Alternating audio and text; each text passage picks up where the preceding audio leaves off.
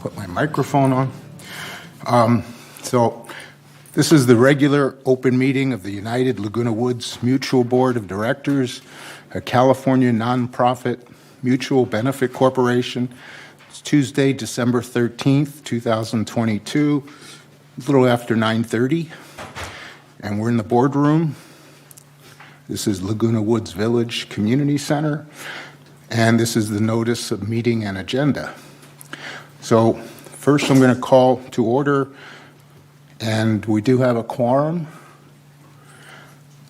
And so first I'd like to ask Director Casey to lead us in the Pledge of Allegiance. Please stand.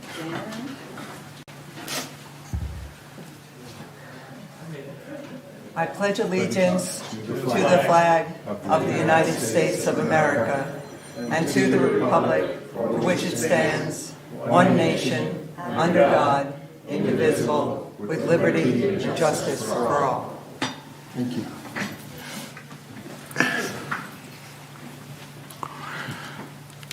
Okay, do we have media here today? No? Okay. First thing is the approval of the agenda. There's two items I wanted to change on the agenda. And number one is item number 10. I wanted that moved to number 7.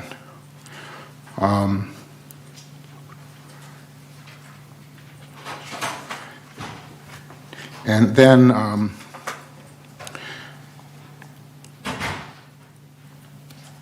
number 10 to 7. So, and it's because our VMS director, Khan, isn't available at that time to do the presentation. So we're going to move him up to number 7. And then the other numbers, discussion of social services becomes number 8. And I'd also like to change the discussion of social services because that person isn't available today. And so we're going to have, instead of social services, we're going to have an update on the solar panels to see how we're doing with the paybacks and all that. So that should be an interesting discussion. Those are the two changes that I'd like to propose. Are there any other changes to the agenda? Well, I just have a problem with the addition to the agenda that I just received. And so which line item is that? Is it the strategic planning, or what item is that? What are you talking about, please? So we got an update email saying that something's being added to the agenda. Is that? No, it's item number where we have strategic planning in the agenda. 14C? 14C. Yeah, it's Okay, just an well- item to support strategic planning. Yeah. And Well, that's if- 14C. So is that a discussion on the town hall and all that stuff? Well, no, strategic planning is by itself, and that's a discussion just about strategic planning. It's just an item we received from the town hall that affects the strategic planning, and I'd like to talk about it. Yeah, I really would like to remove that from this agenda. Well, Tom? Let me ask you a question. Was that update that came via email, was that only because of the electronic versions weren't correct? Because the ones in the box were correct. They already had 14C on them. Yes, we just added additional documents because 14C did not have documents initially, and so we received documents yesterday. So we added the documents themselves to 14C. I would like those documents not to be included because I couldn't open them. You know, I couldn't see it. And is that in here Yes, now? they're in the package, right? Well, I just think that that's too soon. I needed to go over it. I don't think that should be included. It can, excuse me? Yeah. Yes, it can be added, even it can be added right when we are sitting here. Like here, I am just arriving and I'm receiving this one. I cannot say I cannot receive because I don't have time to read. So this is just information. There is no voting over that. It's just information.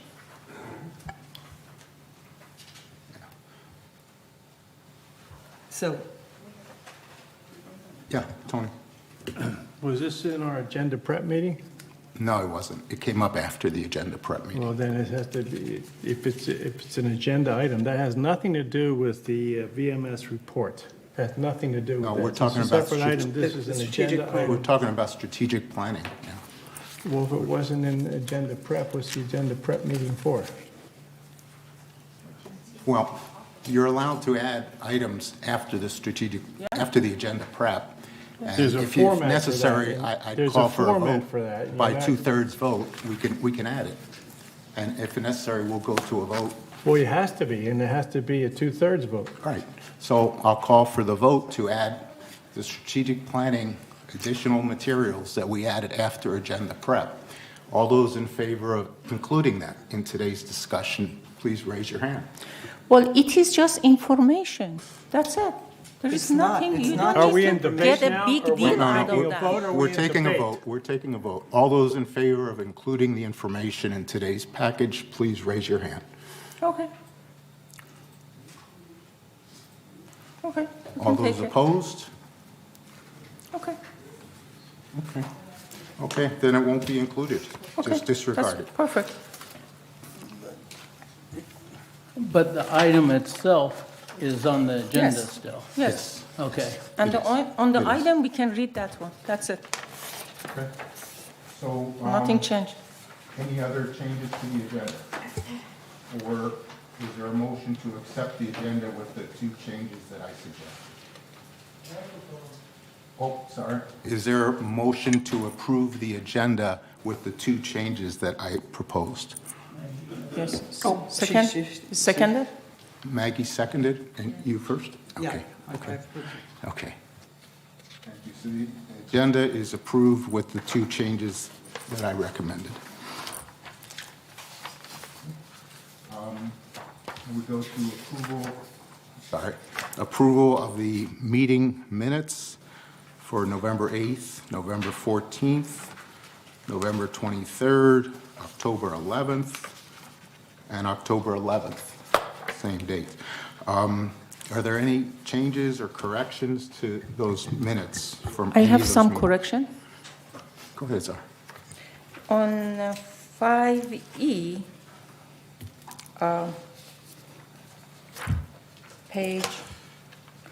on 5E, page 2 out of 6, page 5E, we have only one 5E. E like Edward, E like Edward. 5E, October 11th, yes, on page 2 of 6, under first vice president, we says the vote is 6-4. We were 11 people at that day. This is wrong. It should be 6-5 or 6-4-1 or something. Because all of the votes, you can see the other one is 11. That's all I am saying. It doesn't change anything. It's just, it's not 6-4. It was a 641, I believe, that Yes, day. Is that right, 641. Michaela? Yeah. So you should correct this one to 641. Another one on page 3 of 6, under secretary, the second paragraph, no, third, they said director made a motion. Who? You should say Director Blackwell made a motion to nominate herself. Because they said director made a motion to nominate herself. Who is that herself? Is that correct?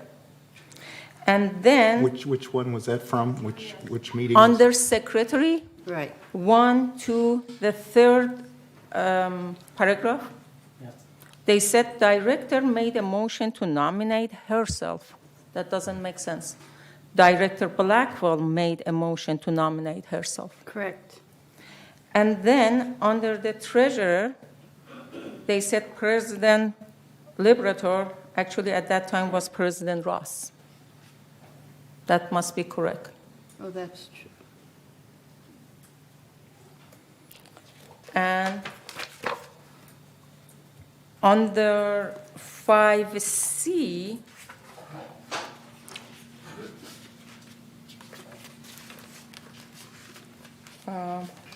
I don't know what I write down. Hold on, I find. Oh, under director absence on page 1 out of 2, Maybe President Ross correct me. They said Diane Casey excused. If she gave an email or letter that she's not there, is excused. If not, should not be excused because the other two gave the information to the president. Which You page can is correct that? me. What page? Page 1 of 2. 1 of 2, like back in the beginning? 5C. 5C. 5C. 5C. Bottom right.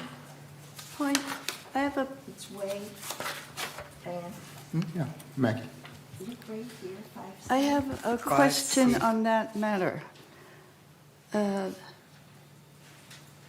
Yes, I was I have excused. seen, I am unfamiliar with excused. There is nothing in the bylaws about an excused absence. An absence at a board meeting is simply an absence. There is no excused part on the bylaws. If you miss 3 consecutive meetings, it doesn't say if not excused. Excused is not a word used in the bylaws. So I believe they should So not maybe it be. should be changed to absent. It just should, yes, absent. It already says absent. Let's just cross off the excused. Okay? Yeah, Diane? Thank you so According much. to Catherine, she said that if you do report that you're out of town or something like that, you would be excused. So I don't know. That's what I heard. I So don't, I don't, maybe it needs more research. I believe that question is a question of bylaws, so we can take it up at governing documents or in closed session or something. Okay, that's But fine. because the word excused is not in the bylaws. All right. Thank you. Let's move on. Yes, but that's perfectly fine with me because I didn't know why Anthony should not have excuse and other people have it. And that's what I said. Okay, we'll take it up in governing documents. Thank you. Sure. Okay. And Okay. that was my correction. Thank you. Okay, then, report of the chair is next, and I'm gonna change things around a little bit because it's- Excuse me, did we vote on that? Oh, You asked sorry. just, is there any changes? And we didn't vote yet? Oh, okay. The minutes? You On the want to make minutes? a motion to? Yes, and change? she already seconded. Yeah. Okay, so the approval of the meeting minutes is approved as changed, as amended. Amended, yes. Okay, so I'm going to change it up a little bit here because report of the chair, I will do the report of the chair, but first I want to do something kind of a little unique. And I want everyone to, if they can, stand up for a minute. And I want to just let everyone know that, all of the directors here work very hard, and they're volunteer directors, and they work for our community, and they've done a great job. And we look forward to another exciting year working for our community, United. And so I want to give them a round of applause for all the work that they do. So thank you. To all of them. And I also want to thank our VMS staff for supporting us all this year and doing a fantastic job. And so I want to give them a round of applause. And finally, most importantly, our members here and on TV. I want to welcome you to our meetings, and I'm seeing more people come back to our meetings now, so I'm really encouraged to see that. And all the people that are out there watching us on TV, I want to welcome you to our meetings and thank you for being such a great members of our community.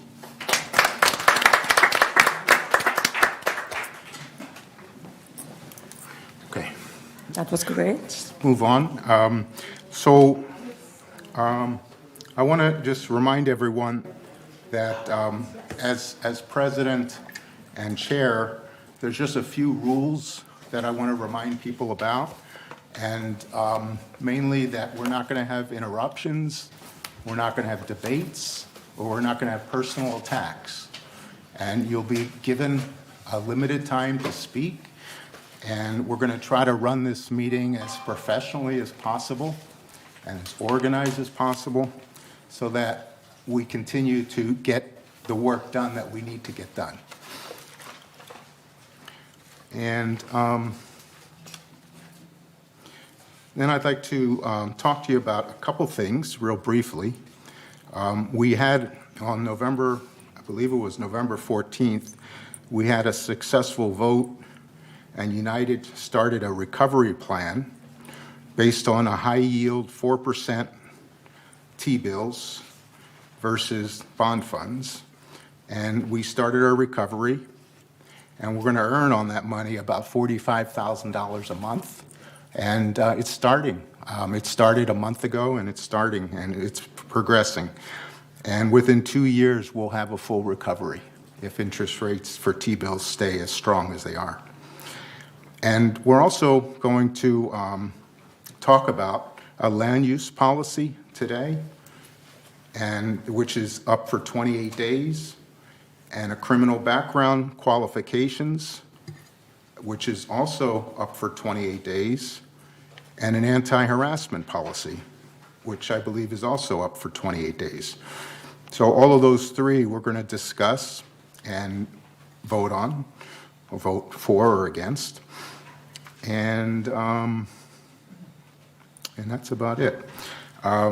So next item is the discussion of solar, item number 8, or actually, no, we moved up 7 to the Director Khan. So Director Khan, Norm, can you come up and give a short presentation? I'm right here. Thank you, Mr. President. Good morning. Good morning to the board members and our resident guests. This is going to be an unusual report from VMS. And there are copies of what I'm going to be talking about at the desk where Paul is. So if anybody doesn't have one and wants one, it'll also be up on the screen. Let me give you a little preamble of what this is about. I'm filling in for Manny Robledo, who was out of town. And with all the elections and things that are going on, the Memorial Care, who produces the Village Breeze, we produce it, but they sponsor it. They decided not to produce or not to release the December, January issue until January, which would coincide with their fiscal year. So the magazine, which was supposed to be out last week or early this week, yesterday or today, won't be coming out until January. There are very many important things in there, and the article that I have in front of me is the article that will be in the issue coming out in a week or so. But for those of you who read the Village Breeze, and I hope everybody does, I've been writing the article for VMS all of this year, and so this is the last one for this year, but it is now the first one for next year. So there are two options. One is I can read this, or I can just go down the items. There are copies for people who don't have it, who are in the audience. If they want them, they're there. They can follow it. I can read it and then have questions afterwards, or whatever the president would like me to do. It's only 2 pages. It's probably a fast read. What's your pleasure? It's up to you, however you want to present it, but if you could summarize it as much as possible. Would you prefer I summarize it? Yeah, I think so. Okay. Yeah. Basically what this is, it's what's going to happen next year based on some of the things that happened this year. Okay. And by the way, I'm winging this. I have no script, so bear with me. This was an unanticipated appearance for me, so I'll do the best I can. The start out is that we internally promoted the staff. This is VMS I'm speaking about. We internally promoted the staff this year and hired newly hired department heads were unfortunately required to deal with deferred and current issues while also adjusting to new positions. So it was rather difficult and really taxed everybody to the hilt. Besides that, by the time they came in, the budget process began, and that's, of course, adds more confusion. And they were caught up in the highest inflation in 40 years. Hard to project out 18 months when you have a very high inflation rate as we still have. So There are many changes that are coming next year. Some of the changes are upgrades to the current systems. Others will simply deliver substantial cost savings on existing programs, and many are service-related procedure improvements. However, in every case, the VMS goal was to upgrade systems, improve resident service, and/or reduce expenses, all of which the numbers prove that we were very successful at doing. There are many, many parts in VMS. There are 10 departments, and obviously I can't address all the things that everybody did, but I put the major ones down, and I'll review those for you. The major accomplishments so far and changes that are coming for 2023. The General Services Director, who, by the way, is a new director in 2022, assessed the village's vehicle inventory and resized it to meet the current needs of the village. Doing that, over the next 4 years, his effort is projected to save the village $600,000. That is a meaningful number, and we are certainly thankful to Director Carroll. The next big item is employee health insurance costs nationwide have continued to soar. VMS's Human Resources Department negotiated an exceptional enhanced benefits program with a nationally recognized provider that will deliver a savings to VMS of $500,000 a year beginning in 2023. So you have two items so far that will result in a $1.1 million reduction in expenses. And that basically, other than where that goes, that basically can go to the bottom line. In addition to that, the Landscaping Services Director, Kurt Wyman, he completed the report, and it outlined the need for the village to replace its obsolete and inefficient irrigation system, which has been in function here for 21 years. It's currently used to water the 651 acres of landscaping that we have, excluding the golf course, which uses recycled. And the VMS staff, accounting staff, calculated on a very conservative basis, to be careful, a minimal annual reduction of 74 million gallons of water, which would save the village $280,000. We're talking annually. However, the manufacturer came up with a completely different set of numbers, which we challenged, and we don't know if it's going to happen yet or not, but what they're saying is, based on all of their input and their experience, that the village could save up to $800,000, which would be a reduction of 232 million gallons of water used each year. That is very meaningful numbers. With the drought and the currently proposed water rate increases, either number is good, and we certainly welcome the accomplishment. In that department, that's been going on for a couple of years. This is not a new problem. They keep trying to refine the irrigation system and work with this or work with that, but there's been so many technological changes over the last 20 years that basically it's obsolete. Continuing with the changes that are major, broadband services. The village is getting younger. The people that are coming in seem to be working much more than before. There are many people in the village that, as a result of inflation, are doing part-time work, and there is a lot of people who are working from their homes. As a result of that, there was a need for broadband to include or add a super speed, which will give people opportunities to get things done faster and better. That is, coming up sometime in the next 5 or 6 months. Siobhan probably has a better handle on that because she's more involved with that department than I am. In addition, Resident Services is putting in a new telephone system, which will be fully operational in June of 2023. Some of the features that it will now include, which we currently do not have, is automated agent assistance, voice response, resident self-service and scheduling, and perhaps the biggest feature will be automated callbacks, which is very important. So you make a call, you can't get through, rather than waiting, you leave your number and you get a call back. That's impressive, and that'll be operational by June, they say. So that's another major change coming in 2023. In addition, BMS has come up with a program called Bright Ideas. It's a new employee suggestion program, which has been also in the works for all of the year, trying to figure out the best way to do it.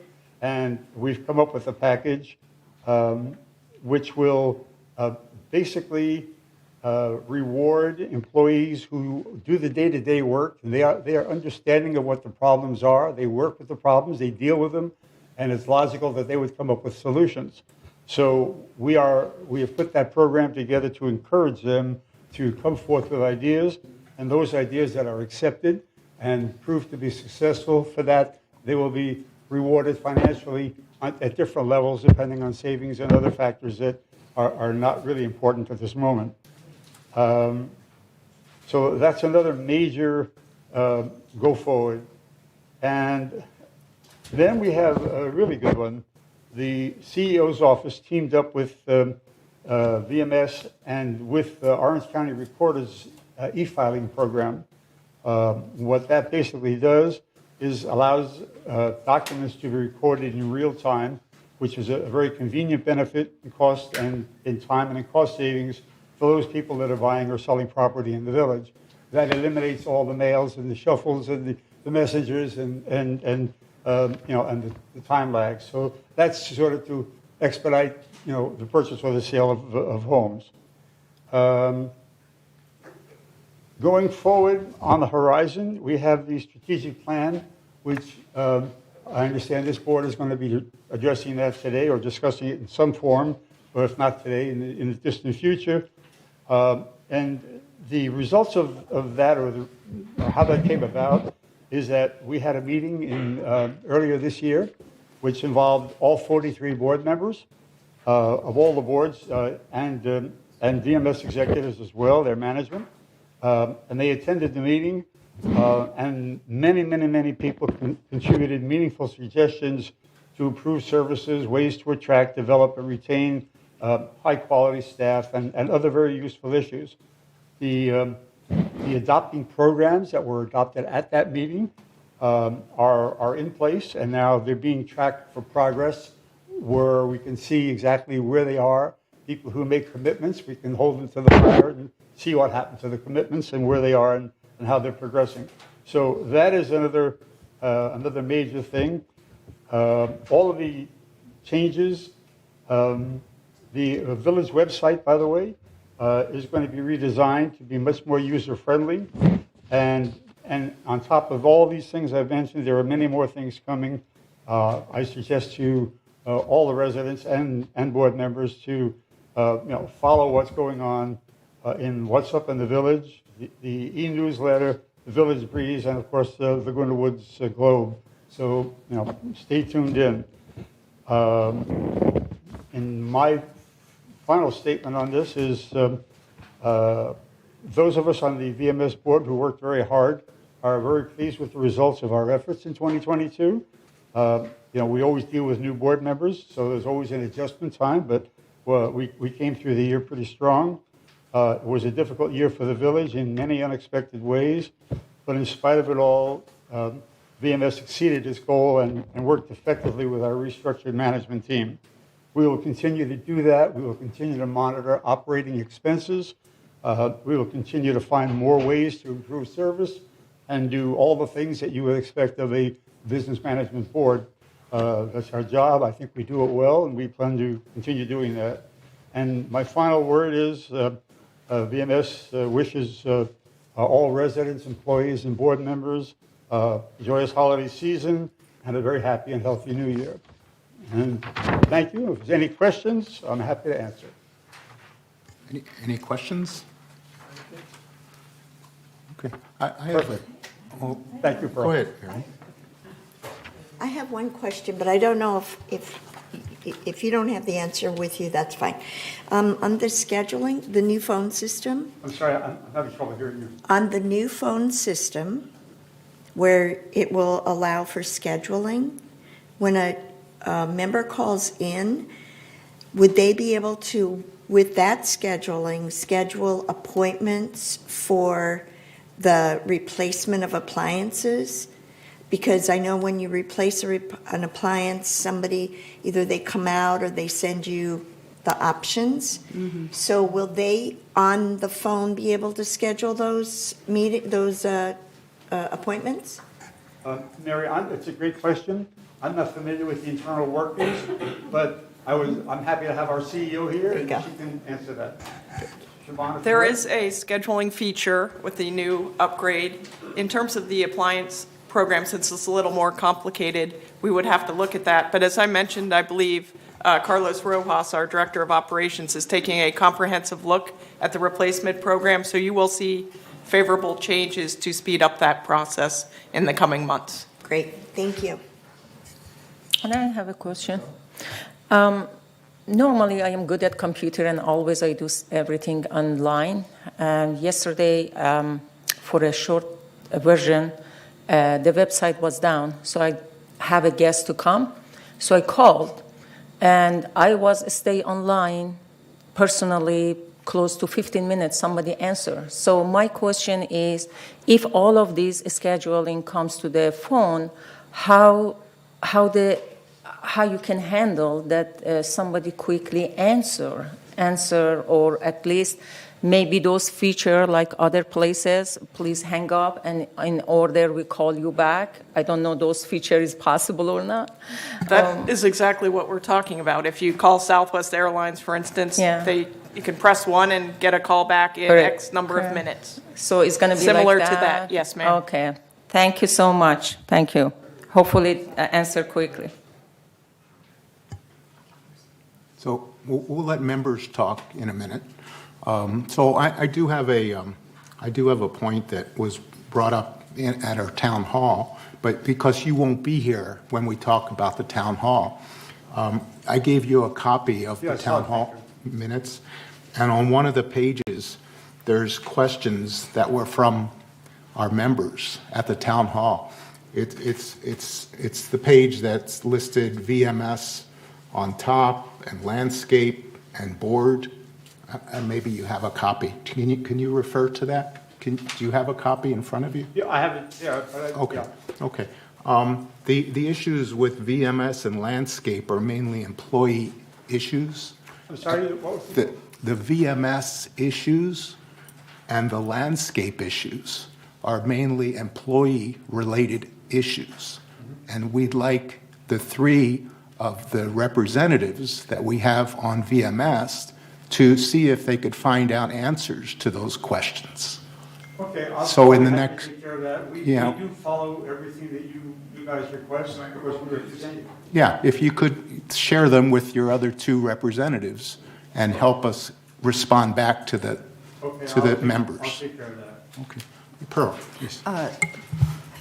I'd like to mention that we have a monthly United Mutual Resident Advisory Meeting, and it was not active at all. But starting last year, what had happened is people that's having a problem communicating with the employees regarding the appliances or maintenance or landscape issues, they will come to us, and we will take all of their information and direct it to the department. I see. Employees. And within like 30 days, we get about 90% solved. Okay. So what I would like to let residents know that there is another avenue. Okay. Instead of sitting home and frustrated, please come to the resident advisory meeting. We'll be happy to take all of their informations, and we will direct their issues to the appropriate department. And we have a very good results of getting things solved. So, while they're getting the phone system up and running, they can also come and visit resident advisory meetings once a month and bring us the issues. And we'll be very happy to help them. Do you know when the next meeting is? It's a first Thursday at 4 o'clock in Elms Room. And last month, we had a room full of people, and we're working on their issues. And I'm very pleased with the response that I'm getting from the VMS staff. And residents are very satisfied. So I just want them to realize that there's an option and there's an avenue that we'll be working together. And I would like to invite them and let us know what their problem is, okay? Yeah, Thank you. Great May I suggestion. respond to that? There's always an avenue for the residents. We, at the VMS, we have an open meeting once a month. We have a closed meeting and an open meeting, and residents do come to the open meetings, and they do complain, and they do tell us things that are problems. Yes. And we deal with it, you know. However, if the resident comes to the United Board or the Mutual or the Third Board, Sure. and they have a problem with something, and that problem isn't forwarded to us, we can't deal with it. So I think Yes. that the boards, the mutuals, should let people know. Yes. that, hey, we are there. We are there for the, you know, we manage the business of the village, and all the problems that there are in service are our problems. But if we don't know about them, we can't deal with them. So I would suggest that, you know, anybody that comes to you people, just send it to us. Okay. Well, one of the difference, one of the things that the residents like to do is, express their issues in a very informal way, in smaller rooms, and have a lengthy discussions, which they cannot do it in the boardroom. So some of the things that we are more effective, Right. Speaking with the residents and create the trusting relationship and work together on their issues and have them solve their problems, and it's been working out really well. So I just want No, it's a people good to point. to consider that as an option. Well, Okay. there's another option.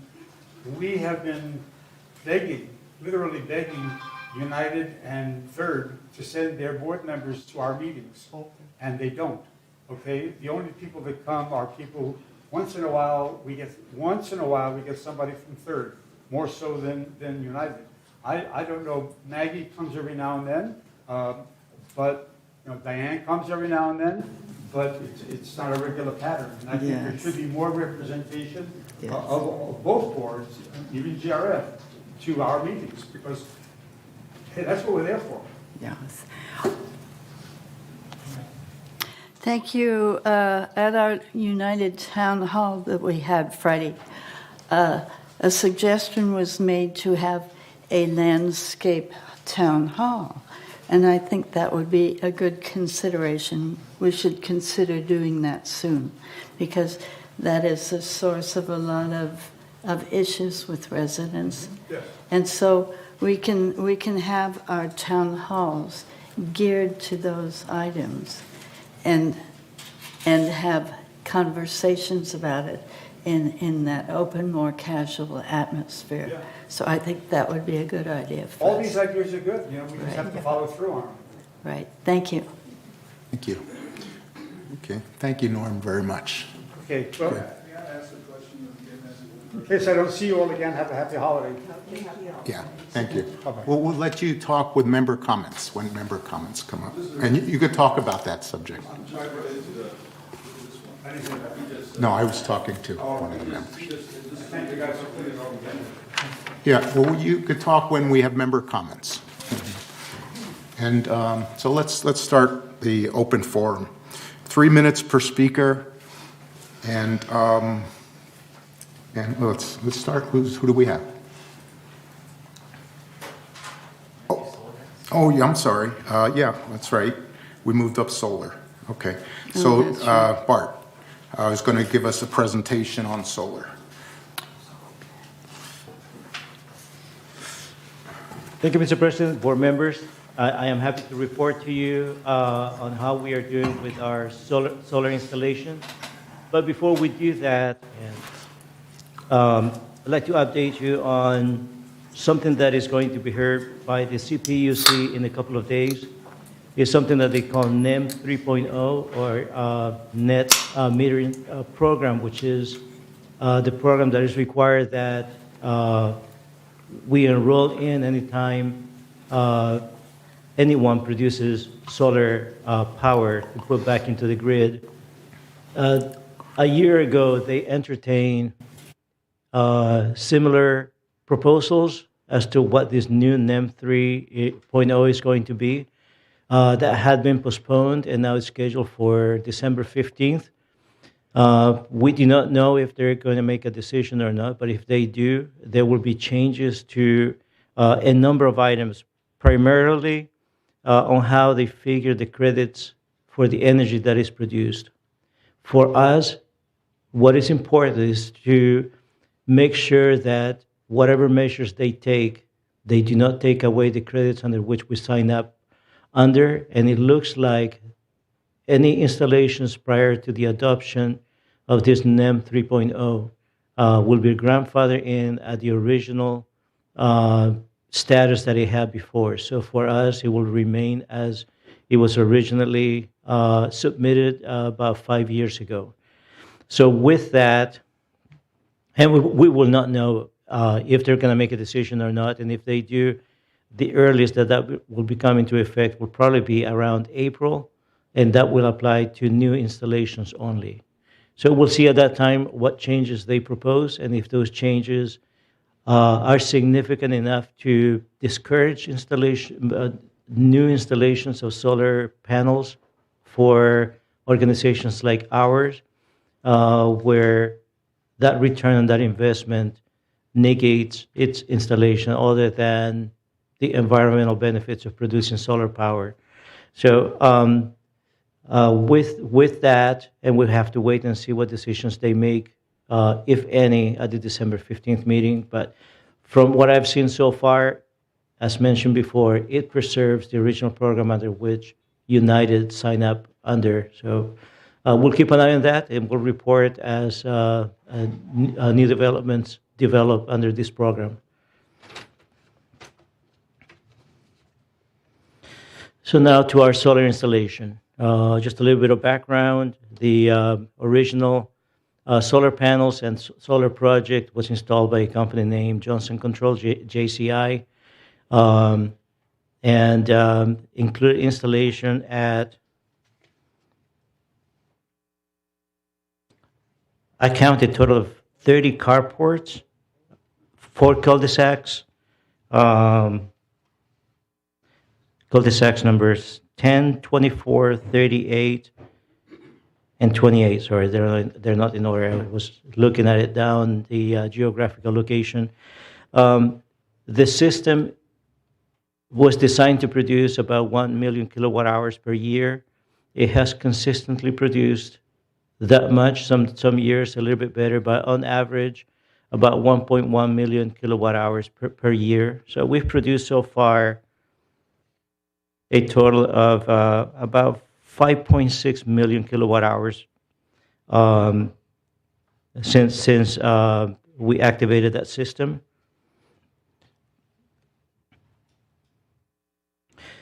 The company that is providing our O&M service is Phoenix Renewable Services. They have provided that service for us for almost the entire period. What they do is monitor the performance of the system, identify when there are problems, go to the site, troubleshoot it. If any parts under warranty need replacing, they handle that for us. And they provide services such as installation of that new equipment. In addition to that, it includes 2 cleanings per year. Usually the solar panels are cleaned before summertime and about 6 to 8 weeks before the end of summer to maximize production of electricity. That has worked so far. During the rainy season, the rain will provide relatively not the same level of cleanliness, but it cleans up any buildup that it may have. Our installation within United is a bit more challenging because they were installed on top of carports, and the direction from the board back then was to minimize the visual impact of the solar panels, so they are relatively flat, and because of that, they tend to soil a lot faster than if we had a different angle. But but because of that, the production is not as efficient. But that was taken into account when the contractor and the consultants presented that to the boards, what was the anticipated production. So as mentioned, we are producing about 1.1 million kilowatt hours per year. The rates for energy have continued and will continue to increase. We've taken that into account. We've taken into account the cost of operating and maintenance for the system. And we've done calculations as of the last cycle that tells us that the return on that investment will be completed at the end of year 2030. And after that, all the savings are going to be essentially profit for United. We will reevaluate that. The time of use charges have changed, and any time that the energy cost goes up, it helps with that return on that investment. It shortens that time because those are credits. Those would have been amounts that we would have paid if we did not have that. And as you know, under this NEM program, they look at the production for the entire year before they can make a reconsolidation of the energy that is used. And at the end of the year, then they figure the final credits that we get. And so far, we've used all of the energy that we've produced, so we did not have to. There was no over production of energy. We were able to capture all of those benefits. So with that, that concludes my short presentation. If you have any questions, I'll be happy to answer those. Okay, so if I heard right, you were basically saying the ROI is in 2030?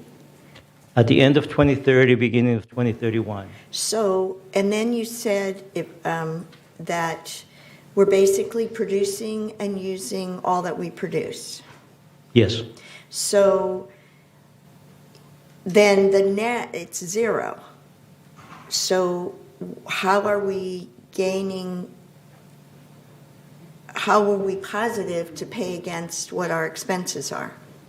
Does that make sense? So the way you figure that is if United did not have those solar panels, you would have been paying every month that electric bill. But because you are offsetting that with the production of power through the solar panel project, your monthly bill is only the minimum amount that is required to keep those services active.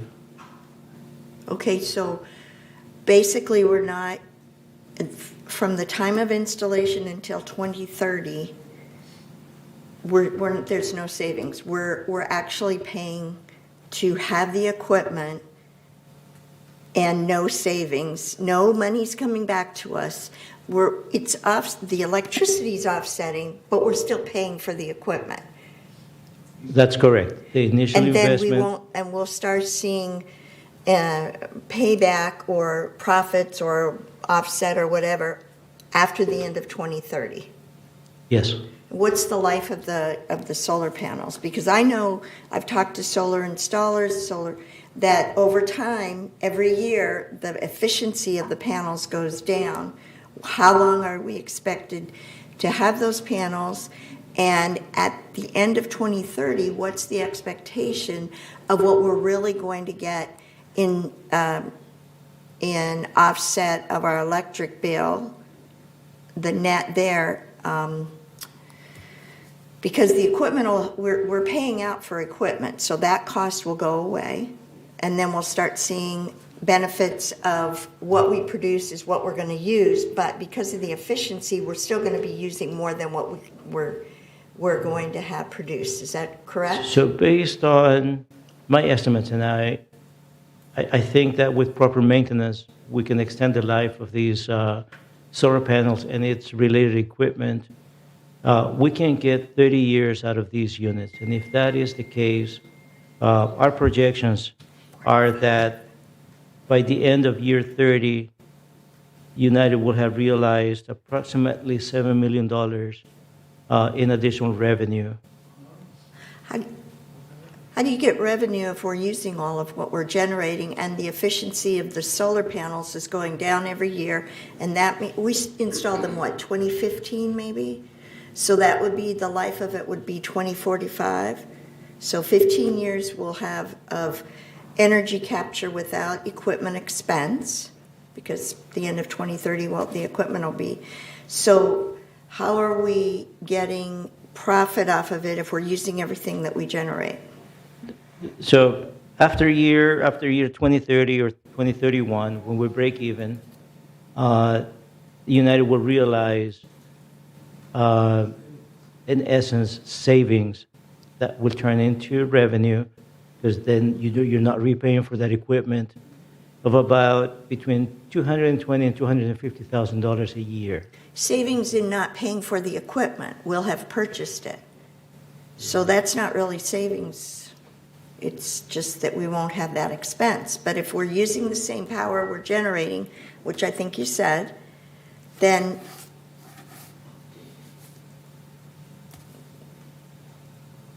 So I don't know where we're getting the profit off of it.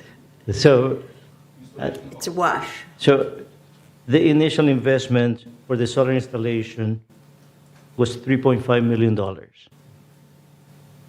If you had not installed that, you would have had that money in the bank. But you would have paid every month the full electric bill. For the first, until year 2030, 2031, based on the estimates that we've come up with, Okay, during that period, we pay for that original investment right. through savings. Now, those savings will continue, and I am projecting that we're going to get to year 2047 with these units before they need to be replaced. And at some point, there is going to be an upgrade of things like inverters that we're probably going to need to do at around year 20. That, in the projections, I've already calculated that. I have also included the decline in efficiency for the solar panels. And yes, there is a small percentage of in the decline of the production of power as they age. But it is not going to go down to zero at the end of 30 years. It's a reduction in production, but not down to zero. And I understand, it won't go down to zero. So I did misunderstand that myself. Not that it would go to zero, I knew that. So we're saying that then our electricity, whatever we use that is being produced, when it's a wash, that's our savings in electricity. Correct. The savings are that you do not have to pay that monthly electric bill. Okay, and we'll have that savings for approximately 15 to 17 years. So through year 2031, it repays the initial investment, and after that, their actual savings to United. Okay. All right, I got it. Thank you. Let me try and clarify that a little bit, because I like numbers as well as Mary does, and I'm type analytical as well.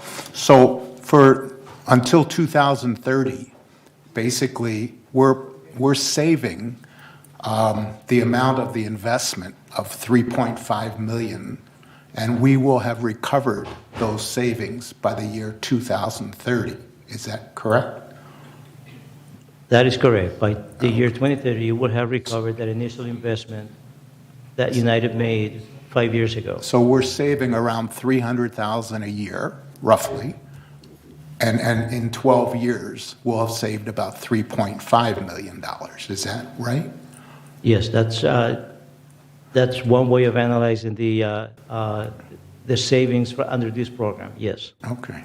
I just wanted to kind of understand it a little better. And then after 2030, then we'll continue saving around $300,000 a year, which we are now, but there won't be any equipment costs. That's all paid off by 2030. That is correct. Okay. I just wanted to clarify that. Okay. Yes, Diane, please. Microphone, please. Sorry, thank you. Is the 7 million you mentioned, the money that was generated to pay off the 3 million plus the future earnings? Is that what the 7 million, you mentioned 7 million? Yes, so by, at the end of 30 years, you will have paid that initial investment and will have realized an additional $7 million in savings. An additional 7 million, okay. Yes, every year that the electric cost goes up, if they increase their fees every year, and we are having this size of a savings every year, and their fees go up, then our savings saves more. We're not paying the new rate, see. We're getting the same quantity, which is more valuable as the years go by. And so it's kind of a strange thing. We're not producing anymore, but our production becomes more valuable as they increase the cost to other people, right? Director Blackwell, you are 100% correct. And I was thinking as you were explaining this of an example that I could relate to, and that is, say 5 years ago, your electric bill for Laundry 52 was $1,000 a year. Rates have gone up. Just last year, the rates went up about 7%. In the current year, you will be paying, let's say, $1,500 a year. But because we are producing that energy, that power, and it continues to offset that use, you will be saving the $1,500 a year in the current year as compared to the original $1,000. So those savings will continue, and as the rates go up, and that's why I mentioned before that the return on that investment, as the rates go up, will decrease. And we will be doing calculations at the end of every 12-month cycle to take into account whatever new time of use rates are in effect and seasonal rates are in effect. As you know, summertime rates are the highest, but that's when we generate the most power as well. So, we've installed these 30 carports, and it cost us, we've installed these on 30 carports, and it's cost us over $3 million. What is the future cost of doing more installations? I mean, is that going up even more now, or have they come up with new technologies that make installation of this cheaper? Do you know? So, and this is what I'm saying, this is my opinion on how the market has been behaving, that they are able to produce solar panels more efficiently. In essence, it will be less expensive. However, raw materials have increased. So kind of offsetting any savings that you realize from new technology, new manufacturing techniques. I believe that the net cost of new installations are higher than the original installation. Cost of materials are more, cost of labor is higher. And now with this NEM 3 update, we will have to consider that as well. If they reduce the credits from what we currently have to something, and I've heard as much as 75% reduction on those credits, then that return on that investment may not be recovered through the life of the expected life of these solar panels. We will analyze that as if there is a decision made, and we can look into closer estimates if the mutual would like to consider more installations within United. Thank you. I have a quick question. For the Manners themselves, for the United Manors.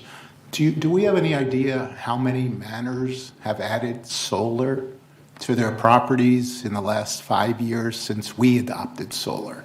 Do we have any idea? Like, is it 1% of 5% or anywhere near that? I am sorry, I do not have any numbers. However, there are standards in place that allow for those installations to be processed a lot faster and efficiently than for any other installation. We've come up with a program and under these new standards, and you are going to see also some revisions to the standard to clarify some language, but in essence, what we have in place allows for the installation of solar panels by individuals at their manors, whether it is a single unit or is a multi-story unit, which is interesting. Just, I'm sure you are aware of this, but if you are in a multi-story unit, you share the roof proportional to your unit. So if there are 8 units, you get to use 1/8 of that roof area for solar panels. And we will work with any shareholder that applies for that, and we'll move it as quickly as possible. And right now, the people that add solar to their roofs, are they basically getting outside contractors, and are we having any problems with using outside contractors to do that? Not that I'm aware of. Okay. Tony. Thank you, Mr. President. In a recent survey of California, it turns out that the average in California of people who can use solar is 14% of the population, and Laguna Woods is not even 1% of that. So in terms of what California is doing and what Laguna Woods is doing, we're way below the average. I don't know if that's good, and I don't know if that's bad, but that's a recent survey. That's all. Thank you. Thank you, Tony. Azar. Thank you, Mr. President. While you were talking, as usual, I'm calculating. I heard that you said up to 2030 it will be paid, which maybe that calculation is a little bit different because at that time that this started, you times a kilowatt by the price of the electricity, and that's why you calculate. Solar system create energy by kilowatt. If you times by the price that we have right now for electricity, it would be more than, you said roughly, as President Ross says, 300,000. It's going to be more than that because we have 2 times to know how much we are saving every year by how much electricity created times by the price of kilowatt. And in that case, when I times right now, it's going to be way before 2030 that we pay for $3.5 million because the price is not the same. That calculation at the beginning was when the price was the same for electricity. Price of electricity goes up at that time, right now, compared to the time that we started. So I think, though, we're not paying, the usage is equaling the production, right? The kilowatts we produce are equal to the kilowatts we're using. Yes. So we're not taking any profit out of that, or dollars, we're not getting any dollars extra credit? Or is it a 1-for-1 on kilowatts? So if the solar project produce more power than what United uses, the excess power, then we get a credit at a fraction of the cost of electricity. And there's a formula that SCE uses to give us that credit. Yes. I think it is, what's important is that, one, the system was designed properly to produce what is needed to keep what we have, to keep it running. I don't think at that time there was any interest in generating more power than we would use, as you don't get the one-to-one ratio of credit compared to what you generate and use. So at the end of every 12-month cycle, we're usually even or slightly underproducing what we use. And I believe, from my personal opinion, that's where you want to be. You maximize your credits that way. So we're not, so at the end of the year, they do a true up, Yes. and we're saying that we are designed to produce as much as we use. Essentially. Or we produce even a little less, is that what you're saying? Yes, that's right. So there's no dollar credits that are going towards the cost of the equipment. The cost of the equipment is another bucket that we're paying for the equipment. I think the previous analogy by President Ross was kind of clarify that issue, and that, again, paying your monthly electric bill, if you were paying, with my previous example, $1,000 a year for one of the laundry rooms, and now you are paying only the minimum to keep that service open, and that will not change regardless of whether we produce power or not. And say that one comes down to, say, $50. Every month you will be saving $950. Those $950, if you had not made that initial investment, would actually be savings from your expense account. But because you made that initial investment, it goes towards paying off that investment. And after.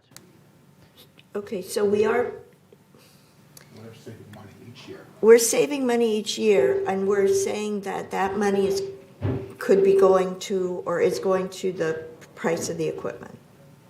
For the first 12, 13 years. Oh, okay, yes. okay. So it's not even that we're producing 1 million kilowatts, we're using 1 million. We're producing 1 million, we're using 900,000. Is that what you're saying? Not the exact numbers. Guys, in the website, Okay. if you go, you can find it. Okay, Yeah. Everything we're talking about is cost avoidance. We're talking about the cost avoidance of electricity.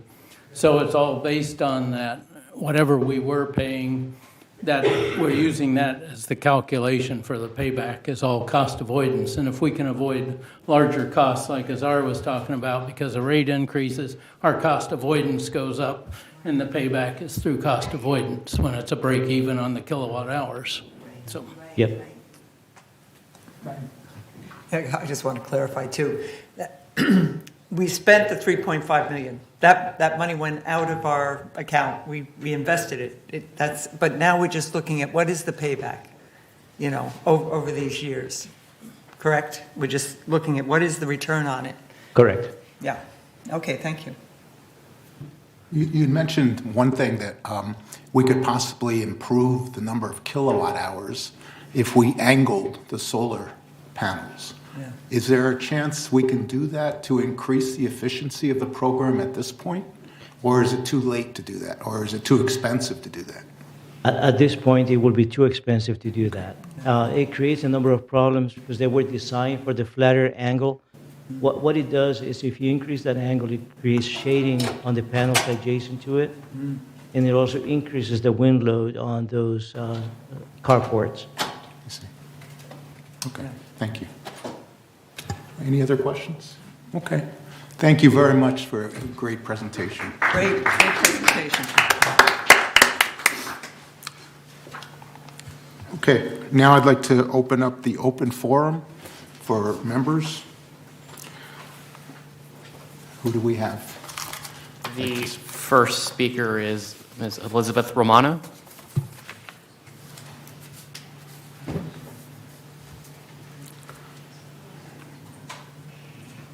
I want to follow up on the harassment policy that was initiated after a complaint that I made for elder abuse and harassment. And I see that nothing has been done, and I haven't been notified of anything. and it creates a tremendous amount of stress on me. But there should be something going on here. And I did go to another board meeting, and they talked about bullies being on the boards, and I'm concerned that we have an issue here with that.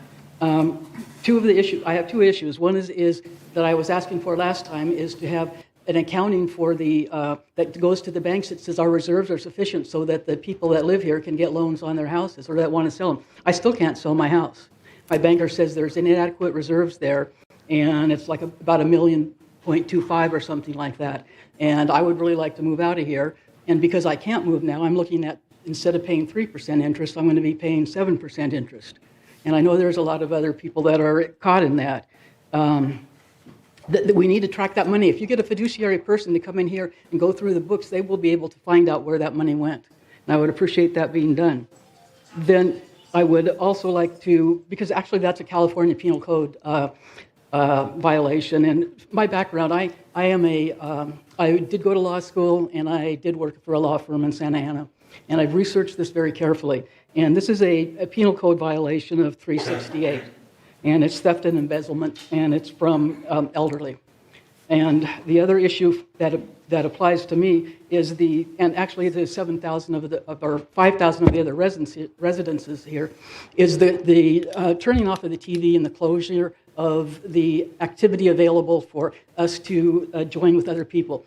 Isolation is the biggest detriment there is to mental health. Okay, we have one of the highest suicide rates in this place. We had 2,000 people sign a petition to please turn the TV back on. Please give us chairs and tables to sit on.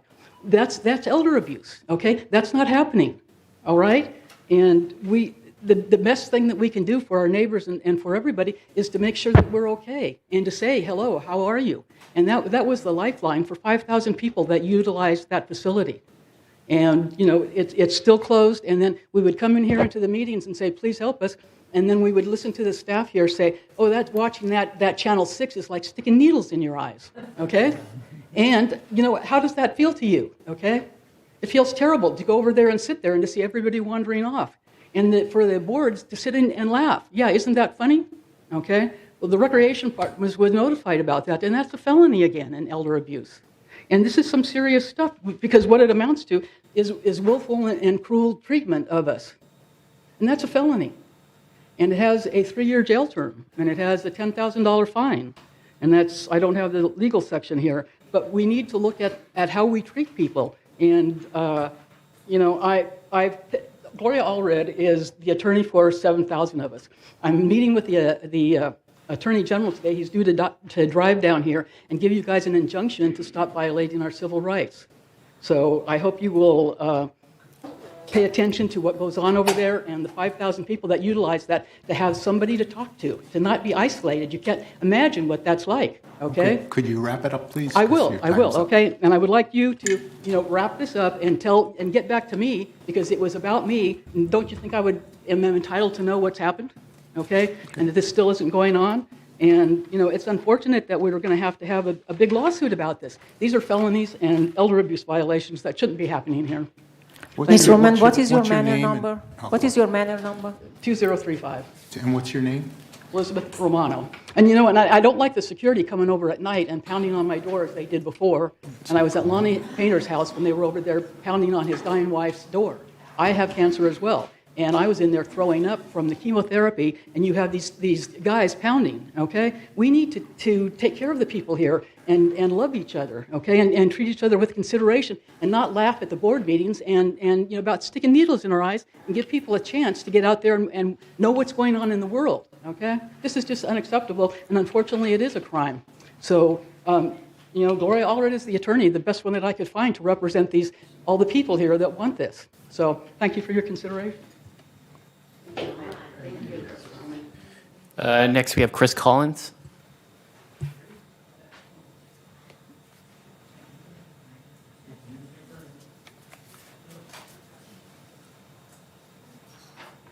Good morning, Chris Collins, 3306Q. I'm here to give you another update on the work of the Foundation of Laguna Woods Village on behalf of residents in need. Thank you. Neighbors helping neighbors. The Foundation of Laguna Woods Village would like to thank all of its donors. And there are many individuals, clubs, and other organizations who have generously supported the foundation and made it possible for it to celebrate its 25th anniversary this year. These donations have ensured the lifeline provided by the foundation has continued to provide need to residents encountering hard times during the past 25 years. So the thank you notes that received from the residents helped by the foundation really tell the whole story. For example, I just want to say thank you from the bottom of my heart for the foundation's caring assistance. I know I was just an anonymous case, which makes me appreciate your gifts so much more because I know your kindness is there for everyone who needs your help. I want to express my deep appreciation for a generous grant. Thank you for making it possible to enjoy respite care from caregiving for my brother. This grant has served to improve my mental health. And finally, a recent fall injured and scared me. Thank you for the emergency response device coverage. Your generosity is very much appreciated since my finances are limited. Many of you may wonder how their donations help residents. Well, here are a few examples. For example, $100 donation will help buy 2 earthquake kits for residents who can't afford them, or fund 1 trip to the South County Outreach Food Pantry, transporting approximately 8 residents once a month. And both of these services are arranged by contacting social services at 949-597-4267. A $200 donation can fund several days of care for those with dementia or Alzheimer's at the Healthy Aging Center, Laguna Woods, which is located on El Toro Road, and it's provided by Alzheimer's Orange County. A $300 donation can fund 42 Meals on Wheels or pay for 6 $50 grocery cards for needy residents. A $400 donation can pay 8 electricity bills or provide a medical alert system for a fall-prone resident. And finally, a $500 donation can provide days of daycare services after a hospital stay or repair the hearing aid of a resident facing financial challenges. So for more information about the foundation, please contact us at thefoundation@comlime.com or 949-268-2246. Please also visit our website at foundationoflagunawoodsvillage.org to learn how the foundation lives up to our motto, which is neighbors helping neighbors. Thank you. Thank you. Great presentation. Next speaker is Mr. John Beckett.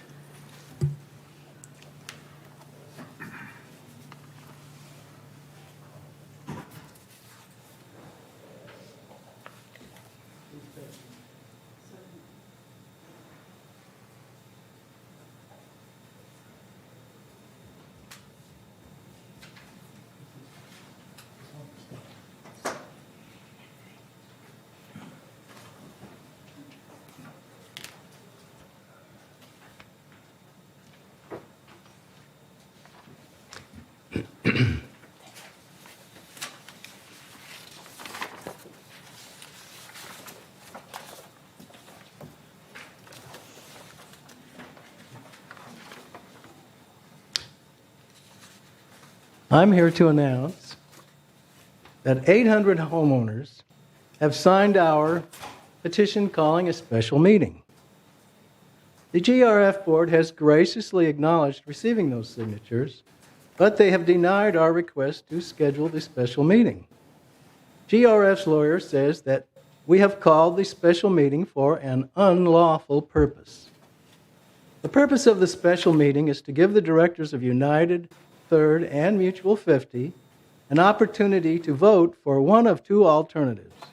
Shall GRF refund $345 to each homeowner, or shall GRF give each homeowner a $345 credit? You can find IRS Revenue Ruling 70-604 in your Blue Books.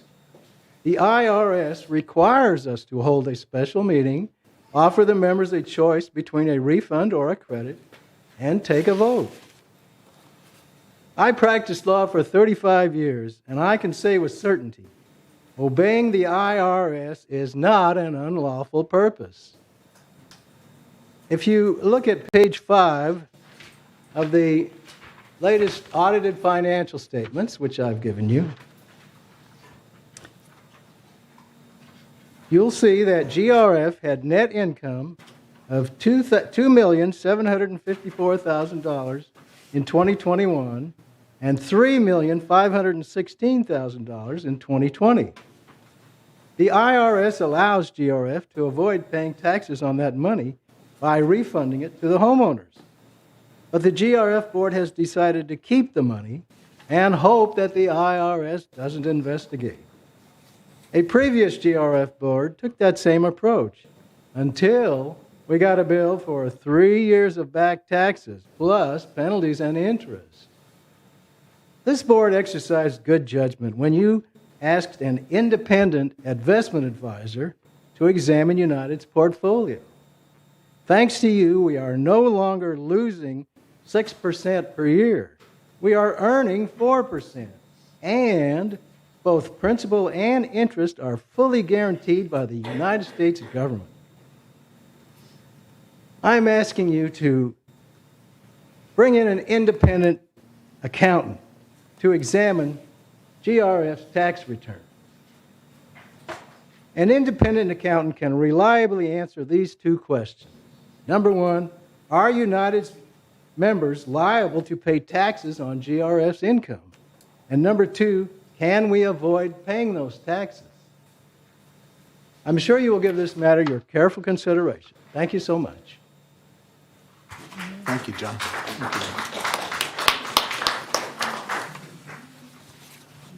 Next speaker is Andre Toring.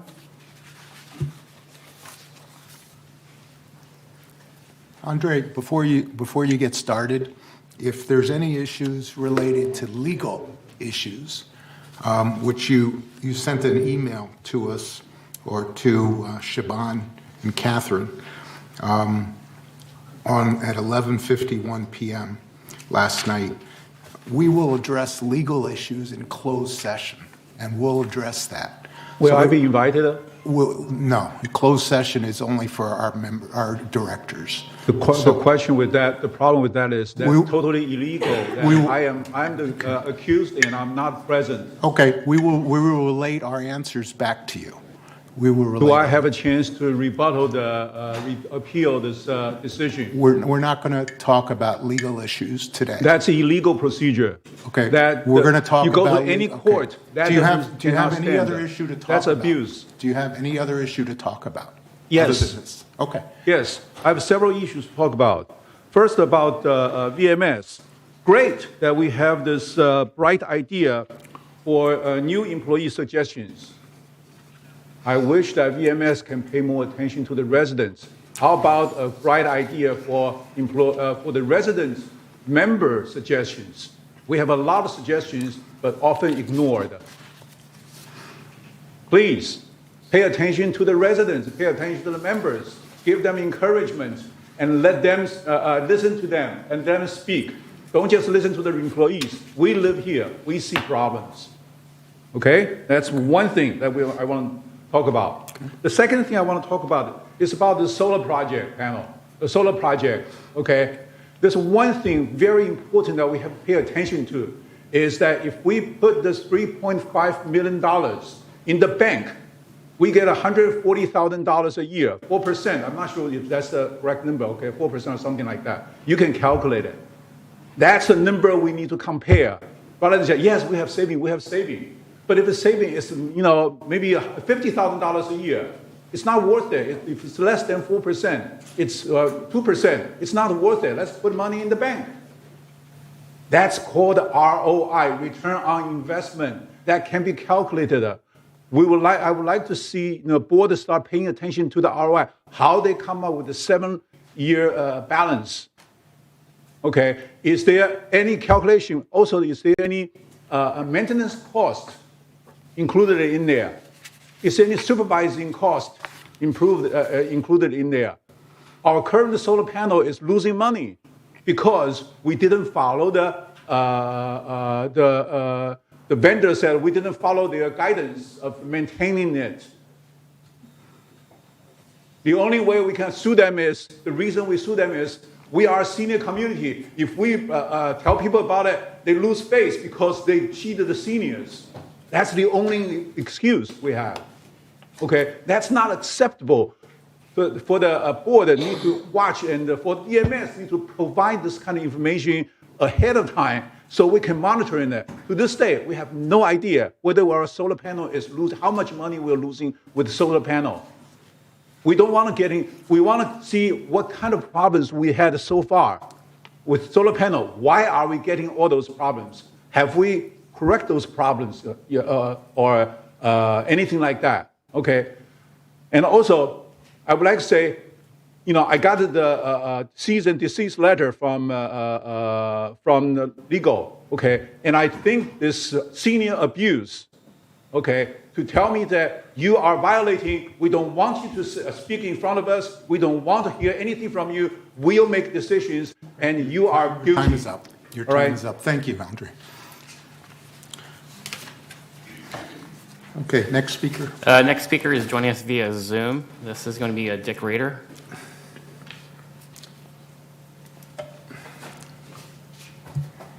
I didn't realize my hand was raised. I didn't mean to do that. Okay. All right. Our next speaker is Robert Cunningham.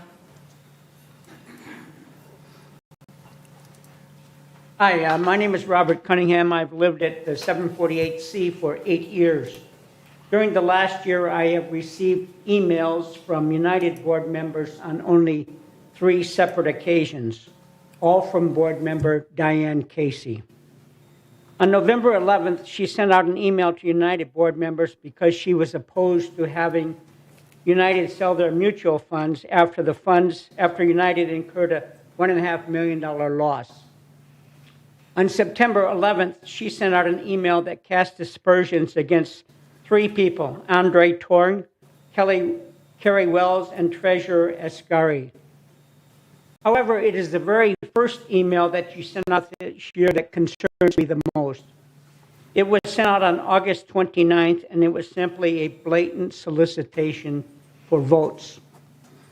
Now, to me, that appears to be an abuse of our authority because any person who is running against her, who is not already on the board, simply does not have access to all of United members' email addresses like she does.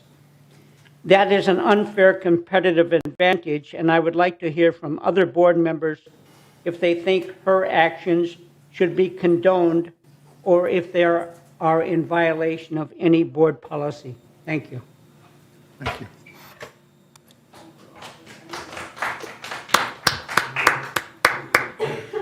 No more member comments. Responses to forum speakers? I have one from a member. Yes. She emailed this morning, and I am just reading the email. Audrey Hume, if I say correctly, Hume, 363 Unit O. I have a doctor appointment today, or I would try to come. Really, it should not be necessary for me to beg for an appliances, my refrigerator, that is postponed for so long. That should have been replaced already. Thanks for helping me. So I want to add this one, and you get a response from BMS regarding to that. Azar, would you reread that, please? I didn't get it. Would you reread it? Audri, name and last name, Hume, and then 363 Unit O. Thank you. You're welcome.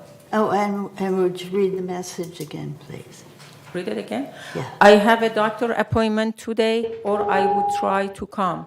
Really, it should not be necessary for me to beg for an appliances, my refrigerator. That should have been replaced already without begging. Thanks for helping. Thank you. Okay, responses to the open forum speakers. Diane. Yeah. Please. Well, I would like to respond to Mr. Cunningham, and yeah, it's on. So one, the issue of sending out a campaign, that is what it's designed for, the context. Any member who is running for election can get the contact information. That's a code, that's allowed by the civil code. And as far as other emails, one was a mitigation because I was being slandered by board members and other members of United for various reasons as stated in that mitigation. And that is what I did in a clear format. So, and it's all true. It wasn't fake or phony. And also, the last one, I never said that I was opposed to the selling of the bonds. As a member, I sent an email, and all I said was, this is happening. The meetings are happening, and you need to be aware of it so you can join in, because it was not advertised in a way that everybody knew. So the people that came to that meeting were listening to presentations, just like myself. I listened to the presentations. The board member presentation was excellent. The one that was at the ad hoc was not, and it got cleaned up. So, and that's because of the participation. And you even said in that meeting that you thought I voted for you, and that was not true. Okay, we're not going to debate. Thanks. We're not going to debate. Okay. Well, I didn't say you voted for me. I said you were the one who was responsible. You suggested that I apply for that ad hoc committee. And let it be shown that you did vote against the selling of the bond funds. Okay, I let's did, not but debate. not at that Let's not meeting. debate. That's not what the email was about. Okay, point of order. We're not debate. This isn't where we debate. Mayor, please. Okay, I have two comments. Just to clear up a little bit, Mr. Cunningham. When I was running for the board, I wasn't on the board already. I was able to get a list of emails, and I sent them out. And that's another thing, we need to clean up those emails. And secondly, on Mr. Turin, that the money has been spent. We can't put money in an investment that we've already spent the money for. So looking at ROI on the investment of what we made on the solar panels is long gone. It's been installed. There's no way we can undo what we've done. Nor should we. Okay. Any other responses? Czar? Yes. I would have some response regarding, first of all, go with Mr. Conning. Thank you so much for bringing this issue. Yes, they gave the email address to all candidates. However, they supposed to introduce themselves and say what they can do. You cannot, rather than say, like other member did, perhaps you received from Mary, what they can do and what they want to do, not writing bunch of fakes and accusing to other people. For campaigning is not hurting and reputation other people. Although you mentioned that, is there any consequence? Yes, there was any consequence, and they gave me opportunity to write and defend and write back. But I decided not to do that. I decided this is just bringing United down by sending all of this information to people and let people think and see how we vote. She mentioned with presentation in ad hoc was good, great, and still vote no. So let people think how director act. That's number one. Number two, regarding to Andre. I object to this. This is not something that should be going on. Is my time? Is my time? Is my No, time? this is not- Okay, Is my time? We're not going to Is my time? Well, this Is my not time? Is my right. time? It's not Is right. my Okay, time? we're going to, point of order. Is my time? Is my time? No, Point of order. because you're not Is my answering. time? You are Is not my answering. time? Okay, Is my we're gonna time? stop. We're going to Is stop. my You better time? stop her. Is We're my gonna stop, and time? We're going to stop debating. Okay? Is my time? Okay, if you want to talk about something without personally attacking anybody. Yes, is my You can go time. ahead. When Azar, she Azar, attacked- did you hear what I said? Yes. Okay. You go ahead. cannot do that. Regarding to Andre, I should say is regarding to what happened to if we put $3.5 million in the bank, we get 140,000. Although I am very agree with this, for this case, I am I should say I am very happy that our money wasn't in the bank, because the 40 million that we put in the investment gave us $1.5 million loss. If that $3.5 million was in that account and not put in the solar, we would lost, I calculated, $375,000 more. So I am happy that we put it in the solar and we get it back. So this case, I am very happy for that. Just you say that. Thank you. Okay, any other comments? Okay, I also wanted to make a comment too, that I've advised our board of directors to not send emails to more than 5 directors, because that opens up a meeting, and that's against civil code. Good. And also, additionally, I've also advised our directors not to send mass emails to the community, to the members, because they're basically saying what their beliefs are, or what they're, and they're talking for the board when they do that. And unless they have the authority of the board to do that, I've told them to desist from doing that anymore. And that, I hope, will stop that from happening in the future, because it shouldn't be happening. So that's all I wanted to say about that. I do have a comment. Yeah, go ahead, Maggie. Thank you. This is the responses from the November board meeting. Okay, Maxine McIntosh was talking about the solar equipment and informed residents that community has social services. President Ross requested that a solar update be provided this time, and you heard it today. Andre Torn requested an apology from United Board and VMS staff, and President Ross stated United will be creating a response to Mr. Torn and obtaining the court transcripts.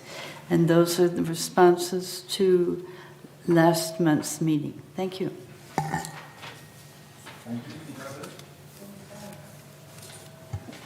Okay. Let's see, we're skipping over to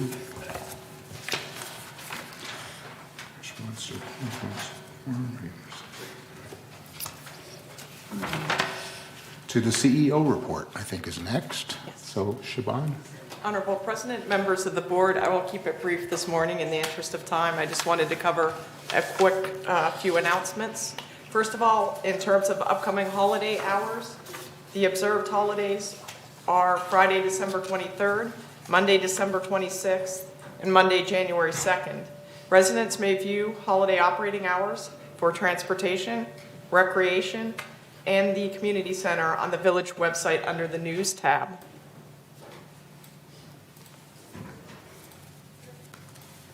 As a reminder, in terms of who to call after hours, if you experience an issue at your manor, a leak, a backup, etc., after hours, on a weekend or holiday, please call the Department of Security Services at 949-580-1400. Staff will assign the right resources to assist with your situation. Christmas tree recycling will occur on 3 consecutive Tuesdays, December 27th, January 3rd, and January 10th. The landscaping department will pick up the trees from the curb if you call or email resident services 48 hours prior to placing your tree at the curb. Discarded trees are ground into mulch and used in shrub beds and slopes throughout the community. Please be sure to remove tinsel, ornaments, and lights prior to placing your tree at the curb. 2023 mulch days have been announced. Mulch generated in the village by Landscape Services will be available for free for residents at clubhouses 3 and 5 over 3 weekends. January 27th through the 30th, April 28th through May 1st, and August 25th through August 28th. And as a reminder, Clubhouse 7 is now open Sunday through Friday from 8 a.m. to 10 p.m. Additional Clubhouse hours will be launched in early January at various locations in the community. And that concludes my quick update this morning. Thank you. Thank you.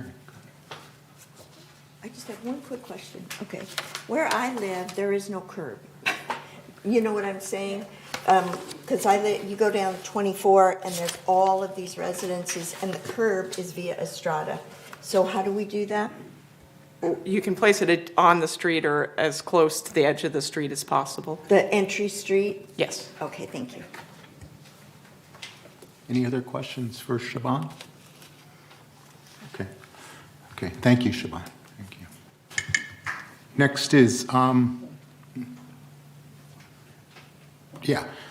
next is the United Board vacancy appointment. So we want to be sure we have both candidates. I think one candidate is on Zoom, I'm hoping.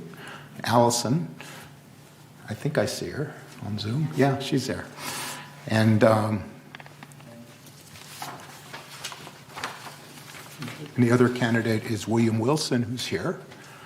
And so maybe if we could start with item B, your opening statements. William, do you want to start? I'd be happy to. Is my mic on? No. Aha, it's on now. I go by Mike. It's William Mike Wilson. And I know when somebody calls and asks for William, I know they're selling me something. If I could just briefly say, refer to the solar panels. One thing that wasn't mentioned, my wife and I put solar panels up about 5 years ago. And it's an investment for the future.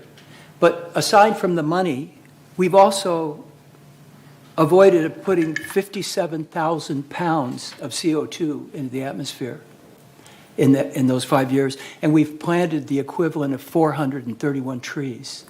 So it's not just a dollars and cents savings that we're doing to helping the environment. So thanks for that. So I have my statement here. I guess you have a copy. I just read it or talk about it or... Okay. Well, I've been in Laguna Woods 10 years, and my family has been in Laguna Woods for more than 40 years. I love Laguna Woods. I think it's pretty close to paradise. With our mature trees, lovely lawns, and open spaces, there will never be another community like Laguna Woods in California. I'm asking for your vote because I'd like to do my part in keeping Laguna Woods a wonderful place to live. We have a moral obligation to remain affordable for people living on fixed incomes while ensuring that our facilities are kept in good repair. I know that's a push-pull, but I live around I have friends that are neighbors that a $40 increase, very painful to them. They're getting to the point, some of them, where they're cutting their medicines in half. That's hard to see. I believe we can do both. I'm concerned about keeping our beautiful trees and landscape healthy, and I worry when I hear comments about our non-native trees that require too much water. I see new developments going up all around us that will require massive amounts of water going forward, and yet we're being pressed on all sides to limit our personal usage and even to change the very nature of Laguna Woods. I realize the importance of pest control, but I am against using poisons that inadvertently also kill squirrels, coyotes, and birds. I believe in enforcing our CC&Rs consistently and fairly. Safety of our residents is paramount, and security must be proactive in ensuring that our rules are followed. And I would be honored to have your vote. Thank you. Thank you.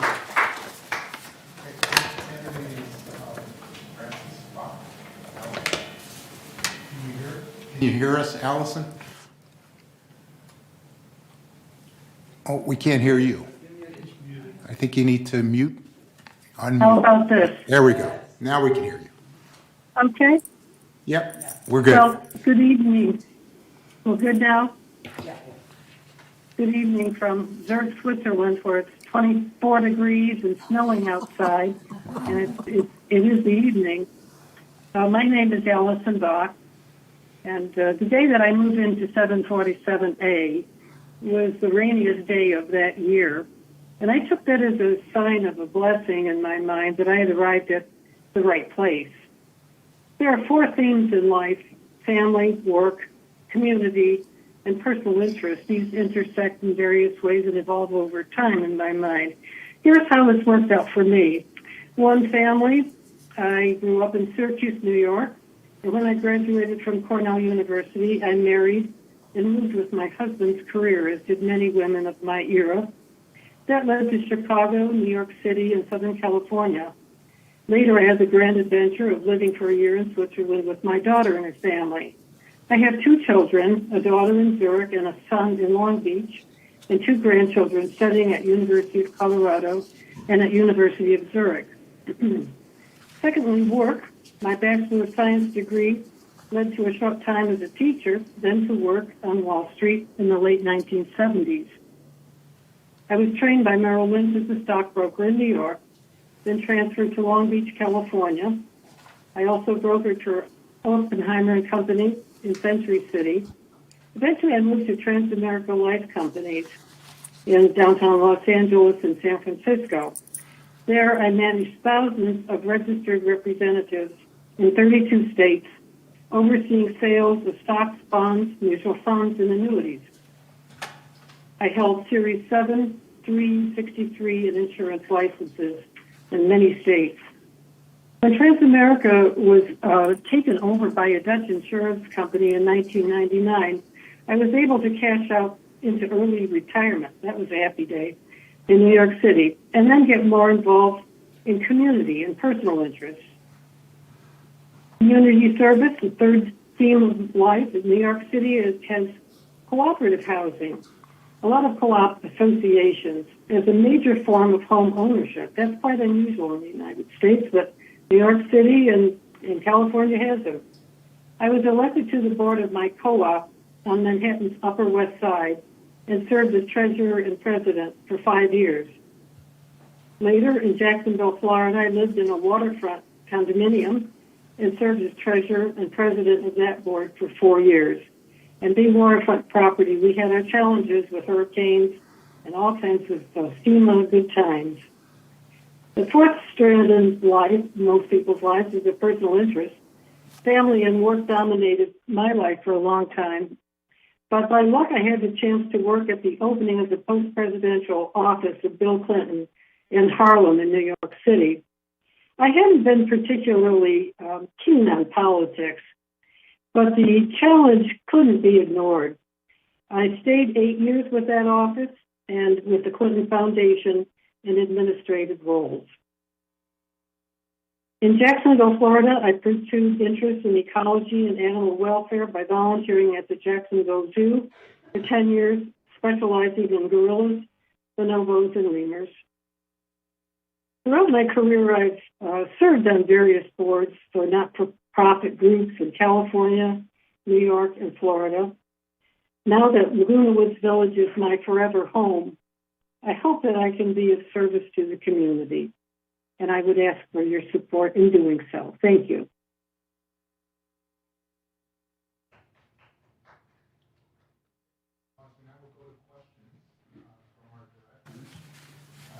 Questions for either of the candidates? Mandy. Yes, for both candidates, the same question. Being a director can be very time-consuming.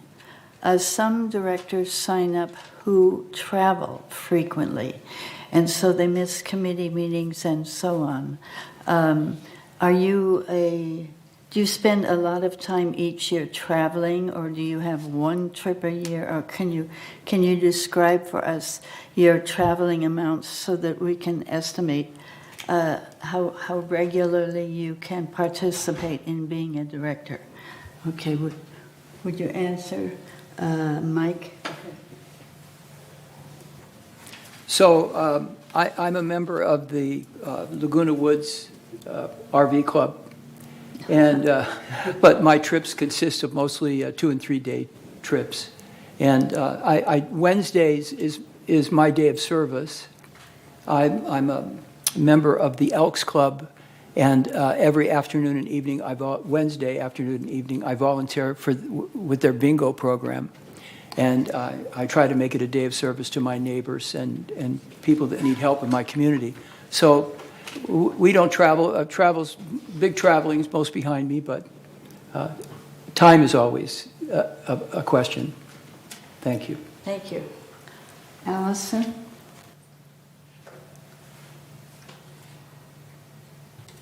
Can you hear me now? Can you hear me? Yes.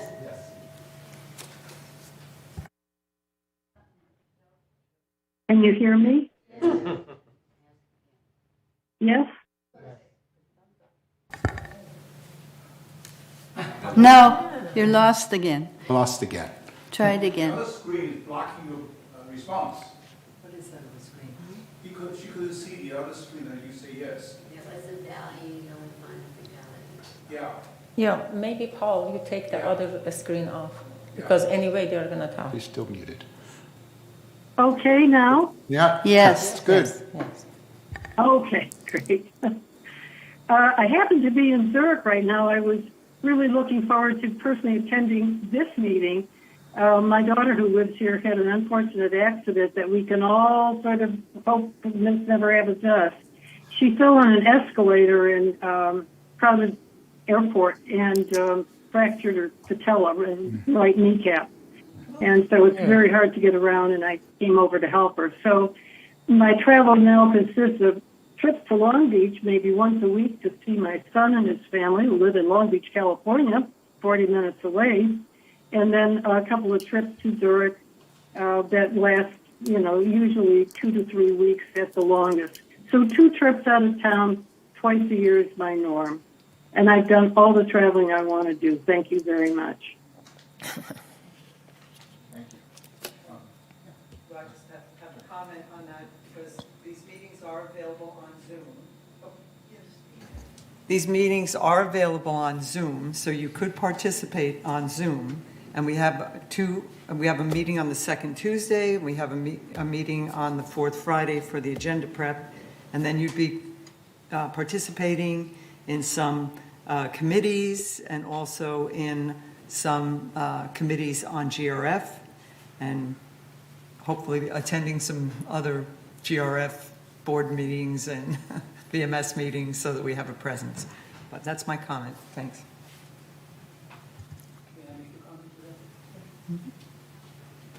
I should say in all candor, I was 30 years a teacher, high school teacher for kids in trouble. And I'm still substituting for that because they can't very well get somebody that doesn't know about those kind of kids in. So I'm still working sometimes when they call. I can turn down a job, but then my wife makes me sleep on the couch. So I do have commitments, but I like Zoom meetings, and I want to do this because I want to contribute to this wonderful community. That's why I'm doing this. It's not for the money. No. There's no money. No money. So I have a question for both candidates. I think both of you have good backgrounds and both of you love our community. I wanted to find out from both of you whether you have any experience, I think Allison does, but experience on boards in the past. And how familiar are you with our governing documents, our bylaws, or our Davis Sterling? Are you familiar with any of that information? What does it mean? Or can you comment on any of those? Yeah, go ahead. You can start. Well, I've looked over our bylaws. You could have a degree and not understand them all. And Davis Sterling, of course, is important document governing how we act here. Robert's Rules of Order, you didn't mention them, but I know they're really important to know and understand so everybody gets a chance to speak and not take over the meeting. I didn't mention it, but years ago, maybe 30 years ago, I was on a board of a place that had 555 units, and it turned into a brawl, a free-for-all. You would be unfamiliar with that here, I guess. Sometimes it gets a little contentious. And when we moved here, I promised my wife I'd never get on the board. But we look around and we think there's some things we could do. It was with her permission that I'm attempting this. So, yeah, I'm familiar with those things, and I can always read up on them as well. thank you for the question. Allison, can you answer that as well? I think you're mute again. We can't hear you. You did. Okay, Yeah. now? Now good. Okay. As I mentioned in my opening remarks, I've been on a number of boards in 3 different states. And in each case, I've taken a great deal of time to read bylaws, CCNRs, governing codes, civil codes, and so on. I've been involved in many cases of litigation and insurance claims and so on. So I'm very well familiar of the tap dance that one has to do and the other experts that one relies upon for getting the job done in a collaborative way. And knowing that the governing documents are very important to consistency and fairness in the community means that you do spend a lot of time. And I have spent that time. I'm willing to spend that time doing that for Laguna Woods Village for United Mutual if asked to serve. Thanks. Thank you. I have a question. Yeah, Mazar, go ahead. First of all, I am impressed with both of you very well. And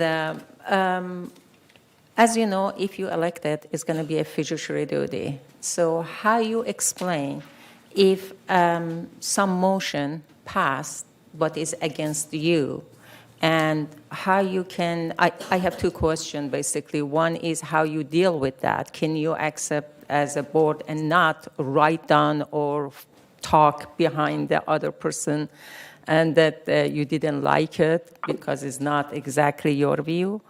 And number 2, how you can put the benefit of the whole community and residents first before your personal things, because you are be elected and you have working for them, and although it's volunteer job. So either of you, Mike, would you like to? Well, I think Robert's Rules of Order, if you follow those, everybody gets a chance to speak, and it's run by the chairman. And I've had a lot of, I would say, success in my life, but I've also had my fair share of failures. And it's how you handle the failures and things don't go against you, with you, that makes the person that you are. And you mentioned the CCNRs. I've read them extensively. I believe in them. And I wouldn't move into a community like this. And then I don't understand, frankly, some people will move into, after having read the CNRs and signed that they understand them, will move in and on Monday and begin fighting everything on Tuesday. We went through the documents. We said, I can live with this. You know, I can't park on the lawn, but neither can my neighbor, kind of thing. So I would hope to keep myself above any fray and be able to be of service to my neighbors. Thank you. And Allison? Well, boards are teams, and there are lots of team members who bring to bear on any task that has to be done. And we all have individual talents, experiences to bring to bear to problem solving, and partners outside the board to rely upon, like VMS, like the lawyers who are of counsel to us, or accountants, and so on, and the many, many people that form the community and all the constituencies within the community. So the concept of team, as the old cliche goes, there is no I in team. I believe that sincerely, and I believe in the validity and the dignity and the intelligence of every single person I work with, and can learn from each and every one of them, and need to take each and every one of them into account in decision making. So I have no agenda at all except to make a worthwhile contribution to the community. I don't have competing interests. I have very little outside involvement right now because I haven't lived that long in Laguna Woods Village, although I lived in California a long time, 16 years. But right now, I have time, I have no conflicts, and I'll be glad to be of service. Thank you. Any other questions from our directors? Okay. Oh, Cash.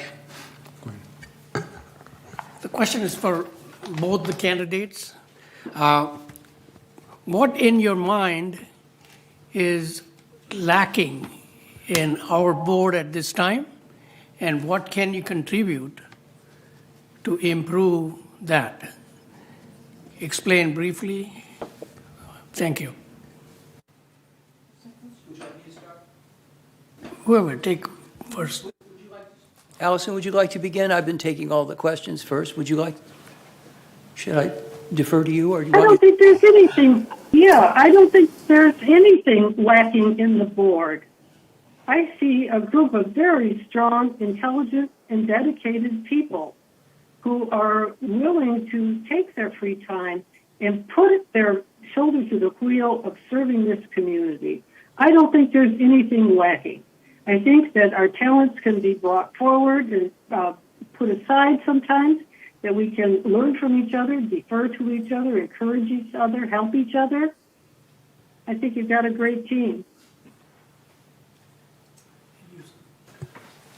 Well, every time I read the qualifications of the board members and VMS, I'm stunned at the qualifications of the people. I mean, degrees in economics and engineering and doctorates and this and that. You know, I mean, I have a master's degree, but nothing like what I've read of the qualifications, and that you're willing to do this. I think you deserve and have earned a lot of respect from everybody. So I have no critical thing to say, except what I may be able to do is bring a fresh pair of eyes to things. I have my viewpoints. I have people I've talked a lot to in the 10 years I've been here. And, you know, as I mentioned in my opening statement, I think some of the things that I hope I can help focus on is landscaping. I'm concerned about security a little bit, and I am really brokenhearted at some of my neighbors who have told me these assessments, I understand why they're necessary, but we have people that have lived here many years on Social Security, and $30 or $40, you know, we may be able to, doesn't maybe hurt my wife and I as much as it does some of my neighbors. I mean, they're really hurting with that. I know we have to keep up the facility, so I don't want to get on a soapbox about that, but I would bring a fresh pair of eyes, and I have a lot to learn. I'd be willing to learn how it goes. Thank you. Yeah, I'm supposed to ask a question, so I want to first say that thank you, Allison, thank you, Mike. I think you're both good candidates, and unfortunately, only one of you will be selected. And my question is, will you be willing to serve at a later date, whichever, if you weren't elected today? Because I think you're both very good. So will you? Yeah, speaking for myself, of course. Another opportunity opens up if I'm available. I'll take it. Certainly. Can you hear us? I have a question. Did you hear the question, Allison? Yes, certainly I'd be able to. Yes, I'm willing to. Sure. My question is to Allison. I know that Mike had told me, said that he has lived here for about 10 years and know quite a few of your neighbors. Yes. Allison, how long have you lived in the village? 1 year. 1 year, okay. So do you know some of your neighbors? Oh, yes, of course. In fact, one of my neighbors spoke earlier in the open session. I served on the ad hoc committee that Treasurer Azar assembled for looking at our investment account, got to know some folks that way. And yes, I do know my neighbors. Okay. My son, who lives in the area, is a certified financial planner with U.S. Bank, and a number of his clients live in Laguna Woods Village, and I've done some socializing with those lovely people. So I do have some social network here. Okay, thank you. The reason I'm asking this is sometimes the best suggestion comes from your neighbors. And those are real suggestions. So I'm always interested how you interact with the neighbors and how long you've been around. Sometimes, you know, if you've been here, if you've been around longer, then you will have more context. But it's always, I always appreciate the inputs from our neighbors. And it really helps me to focus on my different projects. Thank you very much. Thank you. We've talked a little bit around this one, but I'd like to put a point forward. As a director, our loyalty is first to the corporation.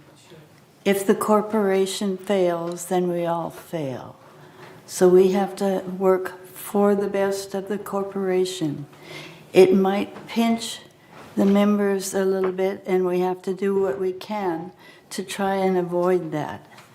Would you be able to make the hard decisions and to take the responsibility and withstand the kickbacks that you get from residents when you're really trying to do what is best to make this place survive?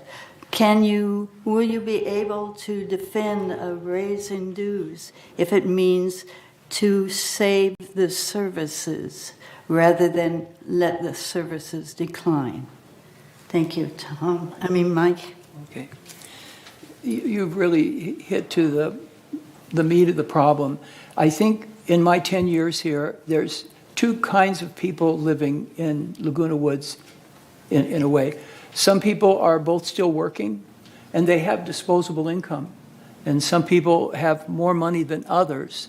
And they don't mind spending so much on this to upgrade something, or they want to have, and I don't blame them, world-class facilities here. But I happen to know personally more than a few people that are struggling, really struggling. And would I be able to make those decisions? Yes. You know, I understand that that's a painful thing to do, but I would be able to do that. I'd say, you know, I was on a jury once, and I helped convict a guy who was obviously guilty, but I could see he was going to lose his job. He was going to possibly lose his home and his family. He was guilty, and I found him so as part of the jury, but I didn't enjoy it. I thought I would, because the guy was kind of a, you know, character. But it's no fun, and the responsibility that you take on to save the corporation, we have to have the services for everybody, or nobody survives. Thank you. Allison, could you answer that? Yes, I've been on condominium and co-op boards before, and every single month it seems that there would be something that was difficult for people to swallow, for some people to accept. And there are always, it seems, a sort of a cycle of problems that would go on. And my approach was to be factual, to find out the facts of the problem, find a way to present those facts of whatever the problem was in an honest and forthright way, to believe that my fellow residents have the capability and the goodwill to solve problems together, and to recognize that we are collegial. Our welfare depends on each other, and on doing well for each other. And for the corporation, that is the definition of a corporate body. Consists of many members. So the hard decisions, yes, I've had a lot of practice dealing with hard decisions, with obstreperous and unpleasant people sometimes, people who obdurately refuse to understand a problem because it might cost them some money. And, yeah, it's hard, but I've done it before, and I will be glad to do it again. Thank you. Thank you, Allison. Any other questions?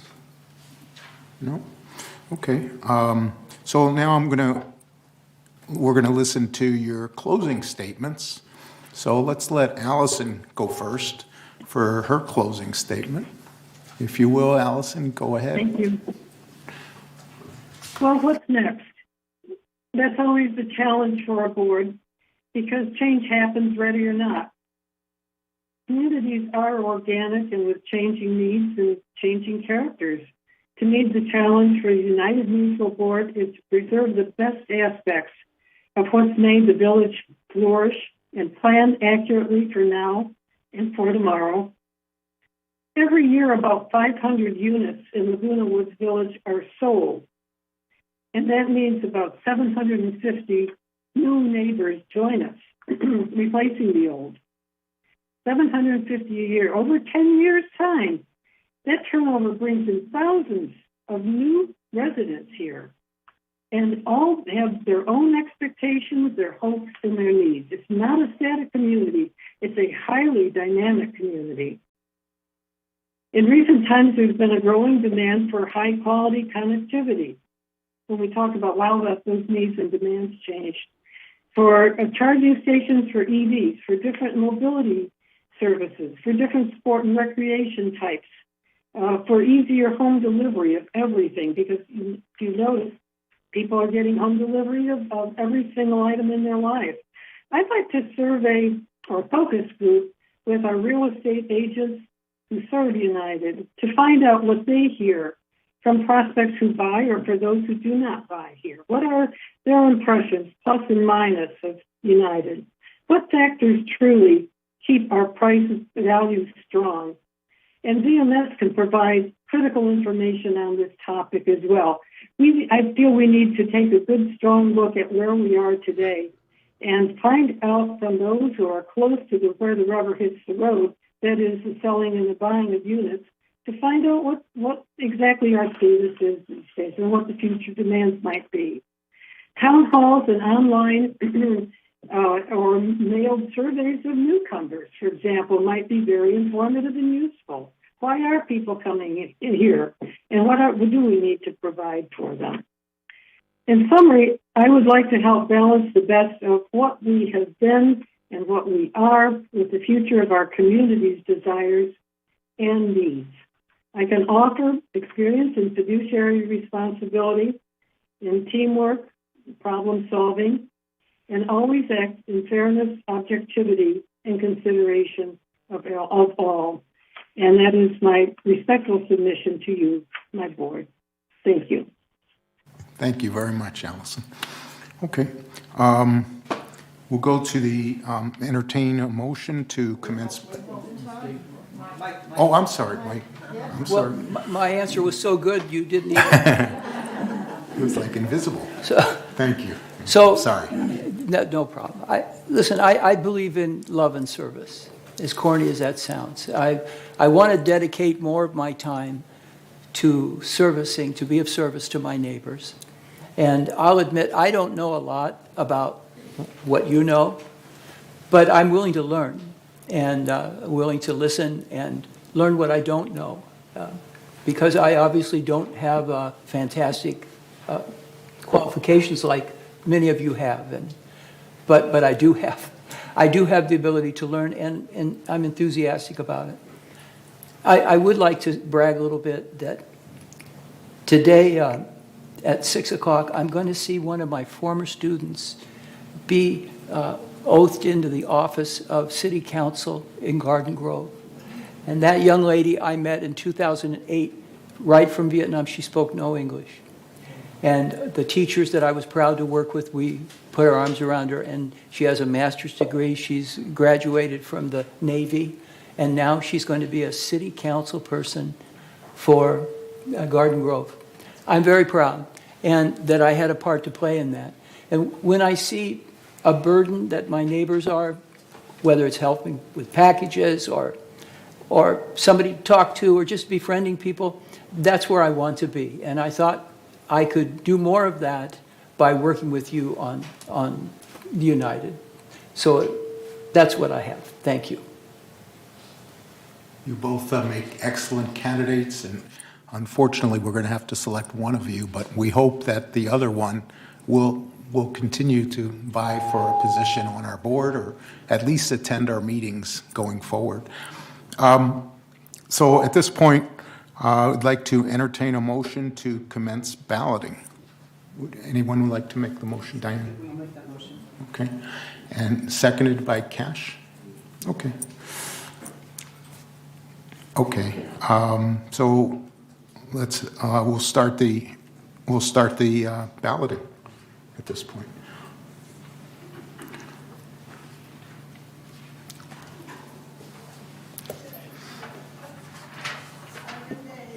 I have a point of inquiry here. I put my card in to make a comment on this motion. I have a point of inquiry. No, there's no comments at this section. How do you know, how does one know that? Well, I just told you. There's no comments at this section. You can't talk at the member comments. That's when you talk. There are 11 members to the board. Where are the other two? Okay.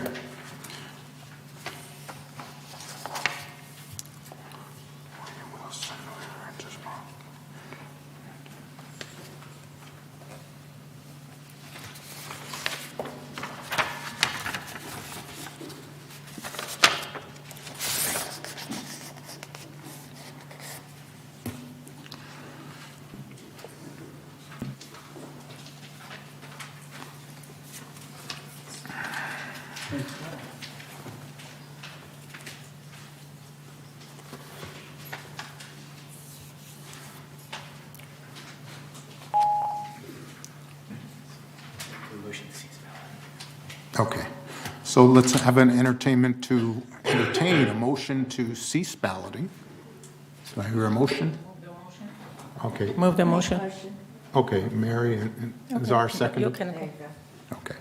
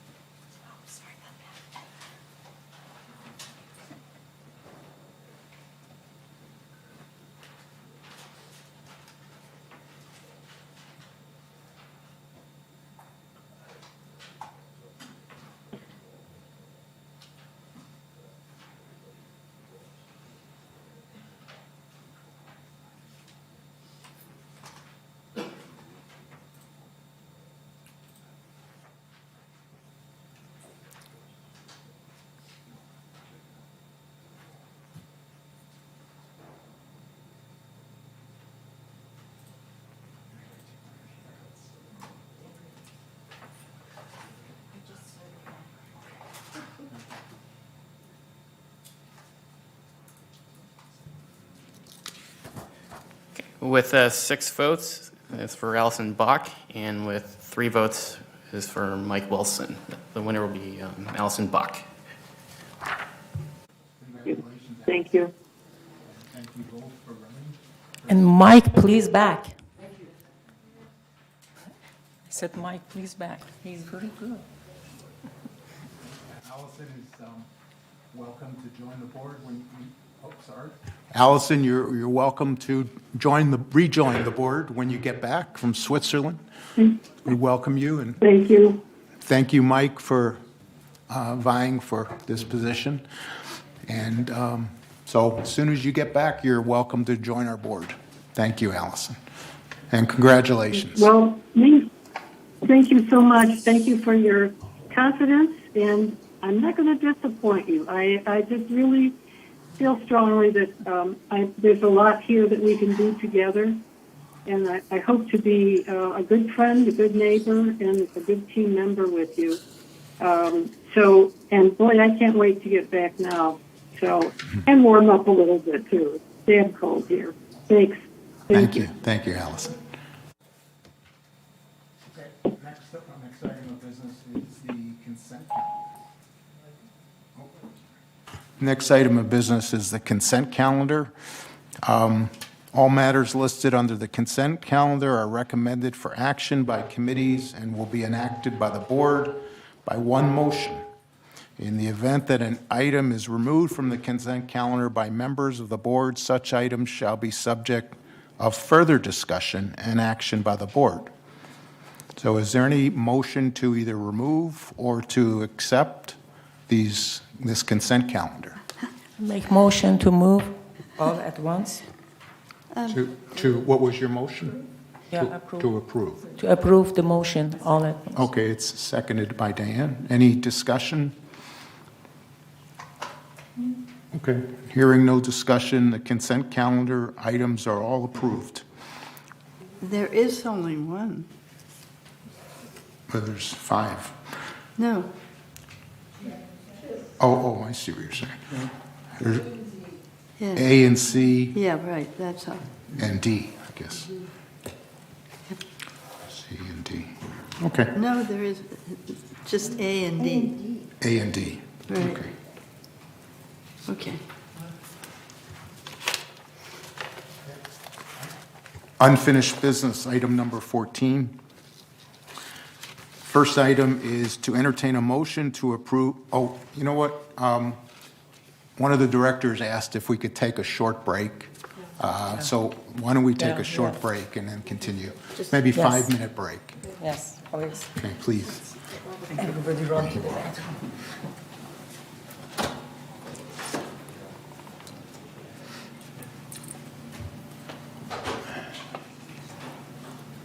Sorry I did that. What did you want to talk about?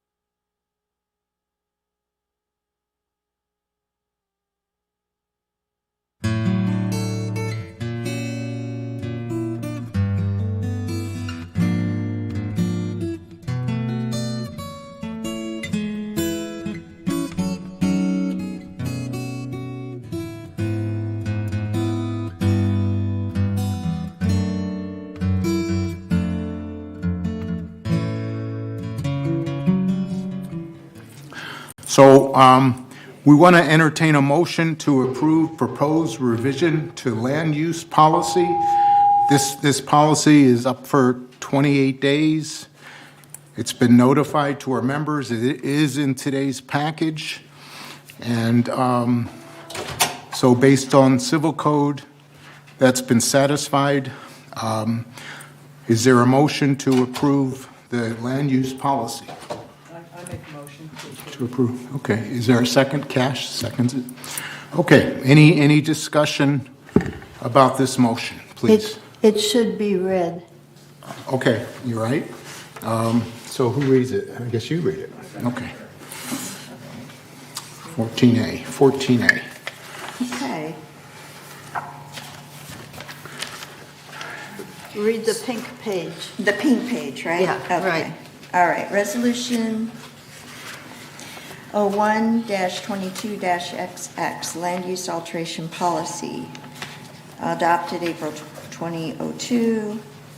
I'm going to leave out the adoption part. Okay. Whereas the Board of Directors of United Laguna Woods Mutual Board established policies and procedures for the construction of any alterations, additions, and expansions, and whereas the Board, through resolutions U0246, U-02-155, 0104, 54, 01, 07, 45, 01, 08, 73, 01, 17, 94, and 01, 19, 12, collectively referred to as the Land Use Policy, adopted and implemented the Land Use Alteration Policy, some of which allowed members in limited circumstances to make exclusive use of certain portions of the common area to expand the footprint of their unit, and whereas members have expressed concern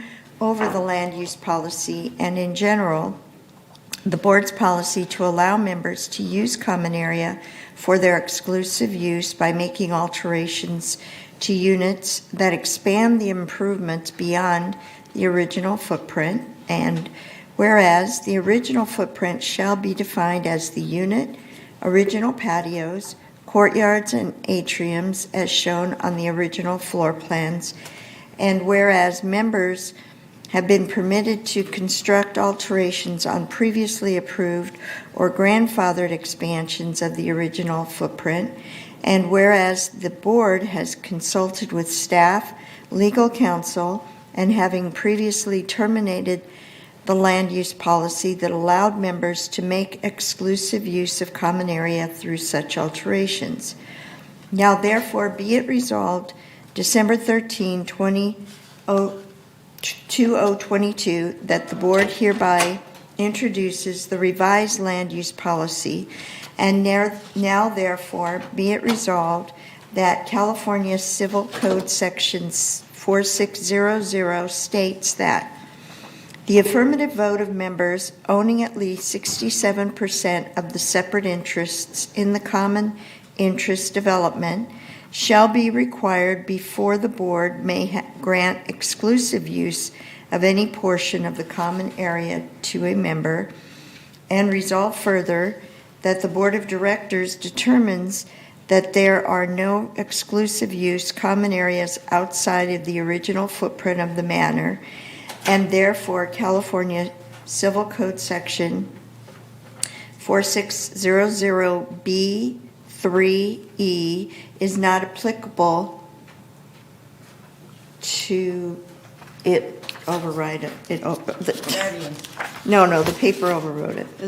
To variance requests, and resolve further that the Board of Directors acknowledges that current and active standards that allows improvements in common areas, such as the installation of solar panels, lifts, ramps, etc., will continue to be in effect, and resolve further that the Board of Directors shall not approve any alterations expanding the original footprint of units. Some examples include the installation of new sliding doors that lead into common areas, which require the installation of a landing in common area, and the installation of pads in common areas for golf cart parking. but that all such alterations currently in place, which have already been approved under the land use policy, are grandfathered, and resolve further that no further alteration may be approved or constructed on any previously approved, permitted, or grandfathered alteration that encroaches upon common area, other than like for equivalent that augments, enlarges, or changes the construction, purpose, or use of the previously approved, permitted, or grandfathered alteration, and resolve further that no new exclusive use improvement, room extension, or room addition may be constructed in common areas or on any previously approved or grandfathered expanded footprint area, and resolve further that the determination of whether a proposed alteration is like for equivalent shall be made by staff in consultation with the Architectural Controls and Standards Committee, and subject to appeal to the board, whose decision shall be final and made in the board's sole and absolute discretion, and resolve further that the officers and agents of this corporation are hereby authorized on behalf of the corporation to carry out the purpose of this resolution.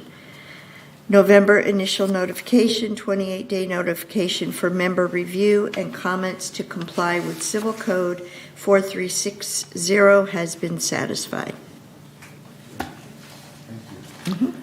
Are there any questions about? I move this resolution. Be approved. I think it's already been moved already. It's And it's already been been seconded. approved. So now we'll open it up to questions. Any questions or comments? Yeah, I guess I have a question. Is there ever a situation that we would want to make an exception on this policy, and this policy doesn't really allow for that exception? I guess I would address that to the VMS, to Bart. Is that- yes. Are you?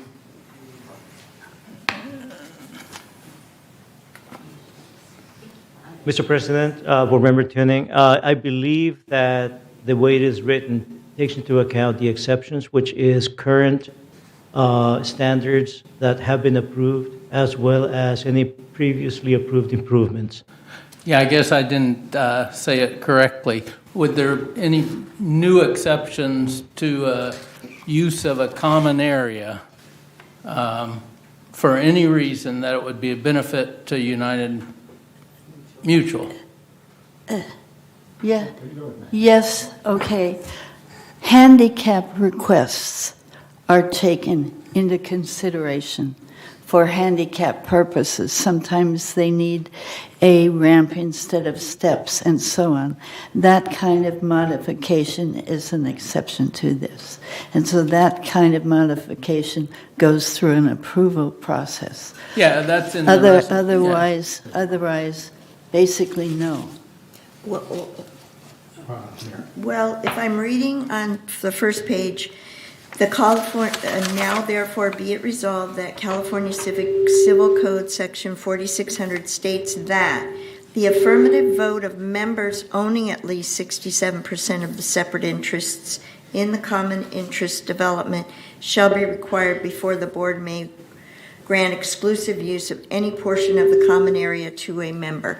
Is that paragraph applicable to new? Yes. Yes. That's what That's they what I'm wanted. thinking. So yes, it is. It will be applicable to any new applications. So I think that answers Tom's question that a new could be if it went through that process. It has to be approved by 2/3 of the 7% members. of all members. All the members. It takes the ballot. Hold on. Takes the ballot, yeah. It would Yes. take a ballot, So I yes. think there is a That- caveat right there. Yes, right there. Right. And the other question there is on page 10 where it's got et cetera in there. Et cetera means what? I mean, I understand solar panels, lifts, ramps, and then et cetera. I mean, are we talking about whatever we decide that et cetera is? We have, et cetera, is TV antennas and things like that. You won't know it's there until they bring it up. Well, wait, may I? It says, the Board of Directors acknowledges that current and active standards that allows improvements in common areas such as the installation of solar panels will continue to be in effect. That to me means if it's there already, that's what I read it as. Right. Thank you for clarifying. That is the intent. Thank you for clarifying that that is the intent. The intent is to preserve currently approved standards that are in effect now.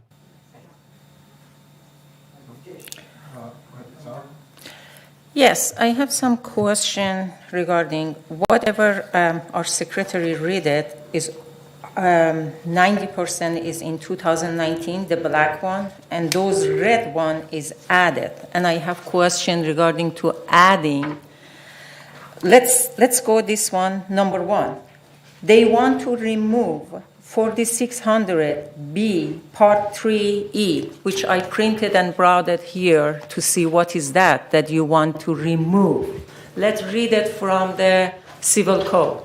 The part that you do want not recommend or let resident take care of is this: to transfer the burden of management and maintenance of any common area that is generally inaccessible and not of general use to the membership at large of the association. And you want to remove this one against civil code and not let people. So my question is, what is our benefit that a part that is burden to VMS and they cannot go there and clean up that area and bunch of garbage or maybe mouse and things is there rather than let their residents to take care of that. So with this, if we approve today, they said that they want to take not applicable this one that I read for you. My question to you as VMS, what benefit we get to vote against civil code?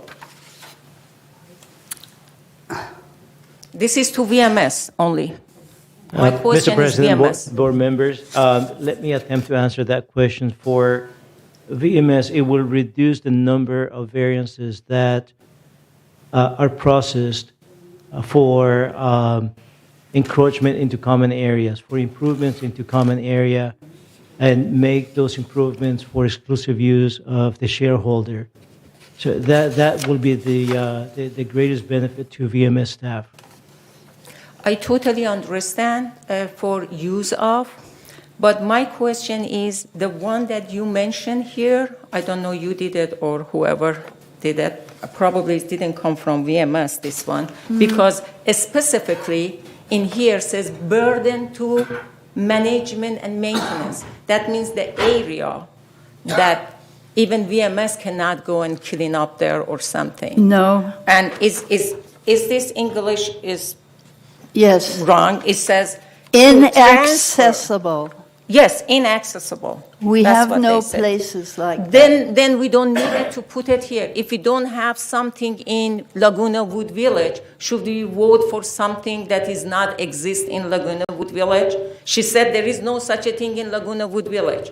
If there is no such a thing in Laguna Wood Village, should we vote for that? For something that is not exist? And if exists, we should not ban because we are living lots of area with the trees and things, and leaves goes in some area, and then mouse goes there, and then animals goes there. Why we should not let residents take care of that with their expenses? By this one, we are banning them not to do anything. So I am asking, do not vote anything. And this is on civil code. Do not vote anything against civil code, because basically you are taking off. This is my number one, and then I go for number two if there is anything. I have two. Let's let someone else talk and then we'll go back. Sure. On the pink thing is the resolution. On the pink sheet that was just read by Mary, where is it that you're saying we have called that out, that you cannot go with civil code? Where is that? This is It's on the bottom. this is in this paragraph. You shows Tom to her. Yeah. 7 of 10. Now, where does it say about that particular thing she mentioned, inaccessible? Where is that mentioned? It's 43, the number is 400B3E is here. Thank you. 403B code. Yeah, that is this code. Right? This is 403B. Okay. Lenny? So Lenny? that so that code, Maggie might know, that code 4600B3E. All right, I will read from you the bottom of the pink page, which says, the bottom resolve further. Resolve further that the Board of Directors determines that there are no exclusive use common areas outside of the original footprint of the manor, and therefore California Civil Code Section 46B3E is not applicable to variance, whatever, requests, I can't read it. So there are none. There are no exclusive use common areas outside the original footprint of the manor. And so it is not applicable. Yeah. That's what I said. It's not applicable. Why you should take it applicable, out, yes. out of the civil code? If we were having a resolution that banned red doors, and we didn't put that part in because we say it is not applicable, we have no red doors in United, then why would we need to keep a restriction about red doors in the resolution? So the resolution should not fail for something which is not applicable here that we don't have. And correct me if I'm wrong, I think it's put there so that it's been referenced. And if we don't put it in, somebody will say, oh, but what about 4600B3? Right. So we put it in to make sure it's clarified that it's not applicable. To clarify, if you read 4600B, it does include, as you referenced, for handicapped. And so if we exclude 4600B, are we eliminating the possibility that we allow handicapped people to have ramps and so forth? No, it will not. We allow handicapped people to put in ramps at their own expense. They submit the plans, and we decide if this is a need and this meets the qualifications, those are granted at their expense. So we already have policy for that. Thank you. Yeah, just to clarify, it's a specific paragraph in B. It's 4600. It's only the B3E, which talks about, and we're also not, this doesn't say that a resident can't clean up an area or anything. This just doesn't give them the exclusive right to use that area To build on any it, way they right. want to. So they can still access it and clean it up or take care of it, but they don't have the right to make it part of their unit as exclusive use. Okay. Exactly. Right. Okay, Is that correct, Bart, the way I? That is correct. Okay. Okay, for any town, for any things, it doesn't matter accessible or not accessible. If they want to add it or do something, they should bring it to the board and get permission. At that time, we can see if they wanted to build up a room or bedroom there. Of course, we're not going to let them to do that. So my question is, what is the benefit to put burden on the residents? They don't want it. If you put it this one, basically you are banning for those areas to anything resident do, period, by this writing. So the question, anything, even one little things, even one tile you want to put it, you have to bring it to the board and get permission. So that's covered. If it is wrong, it's coming. And also, I have more in this one, 2 things read you added, and both of them is just not at the benefit of residents. Listen to this. For example, including the installation of any new sliding door that lead into common area. Common area is a general name. Many sliding door coming to the patio. Patio, although is common area, but is exclusive.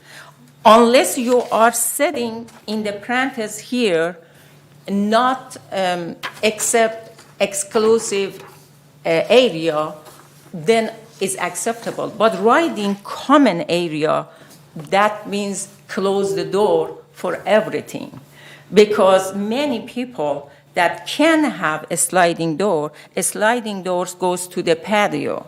And then you can see many places, and the patio is exclusive. It's common area, but it's exclusive. Nobody goes to area to them. So this has, again, another problem to close the door for any sliding door. Lenny, may I be heard? All right, I'm reading on the second paragraph of the pink page 10 of 10.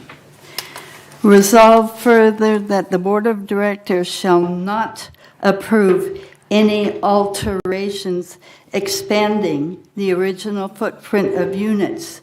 Some examples include the installation of new sliding doors that lead into common areas, which require the installation of a landing in common area, and the installation of pads in common areas for golf parking, but that all such alterations currently in place, which have already been approved under the land use policy, are grandfathered. Correct. So we are not allowing sliding glass doors anymore onto common areas. Is exclusive Period. common area? A patio is an exclusive use common area. That's already allowable. It's and not that right in remains allowable. Exclusive use is different from a patio door which opens onto common area. You can always turn a window into a sliding door on exclusive use territory if the code will allow you to do it, but it will not any longer, we will not any longer allow people to have a sliding glass into the common area, which then they would want to put a pathway and a table and a chair and so on and so on and so on. That's why we have the difference between the two. So sliders onto what has already been built on or is already exclusive use are just fine if it's approvable by the code, right? But new sliders are not on the common area. Okay, so you look at the Seville model. Now, the Seville model has a patio that surrounds it. You have a separate little patio, and then in that, there's a slider. That goes into that separate patio. That's part of that property. And now I put a French door, instead of the sliding glass door. But that's my property there. Exclusive use, yes. But people have that patio, and then they've also tried to put in a slider on the big window on the outside of that. So now that is then going on to common area. And you when you open it up, you have to, by law, have a landing. And so then, now there's this patio, this little landing, and I can't walk up there and sit on there and have a cup of wine. It's common area, but it's become exclusive, So that's the problem. We can't allow these landings because it takes up common area. I have a question. From you. Is exclusive area is under common area umbrella? So if I may, just to clarify the definition of the footprint of the building, and one of the paragraphs states that the definition of the footprint of the building includes the original patios, courtyards, and those become exclusive use common area, this exception that, if approved, will not apply to exclusive use common area. That's already defined with the footprint of your unit. So exclusive area is not common area. No. Okay. Well, we'll learn something that exclusive, because in the past, I heard from here that exclusive doesn't belong to the unit, is exclusive use, is not common, is common area. That's why I heard it in this board. No, what I do want to say is I looked up this 4600 B3E, and the little blurb that comes up on Google says, disability accommodation. No membership approval is required when the grant of exclusive use is being issued to accommodate a disability. So I don't know if the way that is the way it's written is appropriate, because It's here, you can see. It's here. you see what I mean? I don't know if that's really true. This is Google, so I'd have to look the actual code. But I in this- printed from book, you can see it. Well, it's not the same wording. Her No. wording is not your wording. This is from the books. Yeah, we're not talking about inaccessible. I don't know where that is. That's a inaccessible. different section. But according to this, that code, B3E, is for disability accommodation. I'm not sure, though, because I don't have the code in front of me. I'm just looking at what. As I said, we do allow for In a separate paragraph, disabilities. you have it. It's a different policy, I think.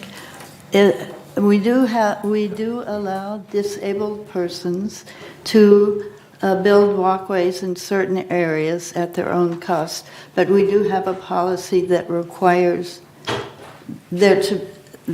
there are regulations for it. And so Well, we anyways, have to need meet. correction. Can we go to the vote? My vote, That's right. I'm going to say my vote is no for this Okay. one. It Of needs course to it go is. back to the government. I just want to say what Tom just pointed out, that E really is the inaccessible land. It's not this disability thing, because he just showed me the actual code. So I would say this is good. Let's call for the vote at this point. All those in favor of this land use alteration policy, please raise your hand. How many do we have? 1, 2, 3, 4, 5, 6. Do you have that? We're actually going to be doing the voting system. Oh, the voting system? Yeah. How do you do it? Yeah, how do we do it? Okay. Oh, cool. Nice. If it works. I don't have here. Not on yours? Oh, pen? Oh, did? I guess. Oh, did I come up? Oh, I came up. Okay, good. Now I see. You're up there probably, Anthony. Oh, no, you're not. No, not yet.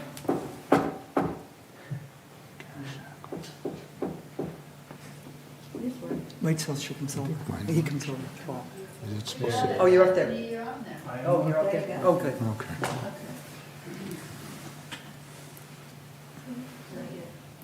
I hit yes. Oh, there you go. I see it. It's on the right. Okay, so it's all done, so it's done. Oh, everyone votes, 7-2? So it's approved. Okay.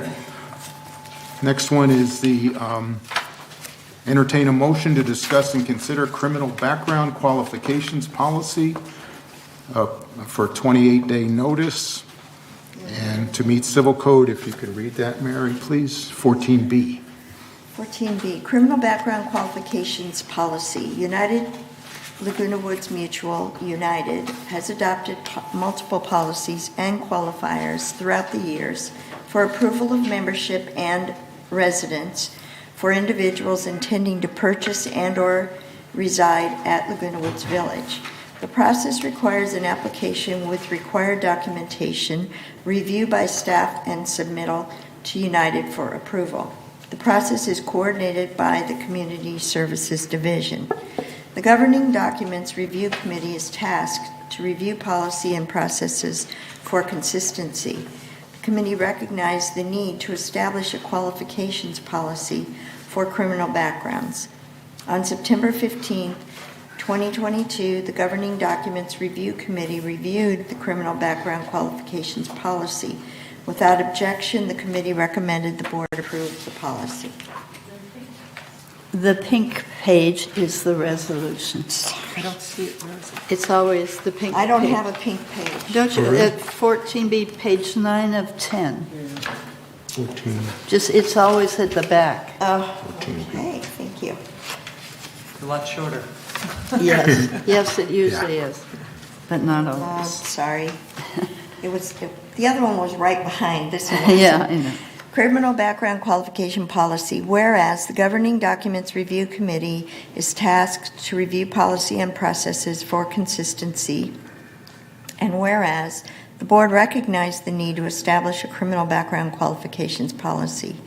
Now therefore be it resolved December 13, 2022, that the Board of Directors of this corporation hereby approves the criminal background qualification policy as attached to the official minutes of this meeting, and resolve further that the officers and agents of this corporation are hereby authorized on behalf of the corporation to carry out the purpose of this resolution. November, initial notification, 28-day notification for members' review and comments to comply with Civil Code 4360 has been satisfied.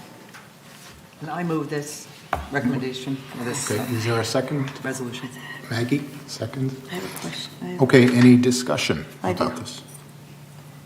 I have a Go Can we legally do this? And if we cannot, then can we at least look at the notification of registered sex offenders, which is public? Can we legally do this? I'm going to ask Francis Gomez, who's on Zoom, to respond to your questions, please. Thank you.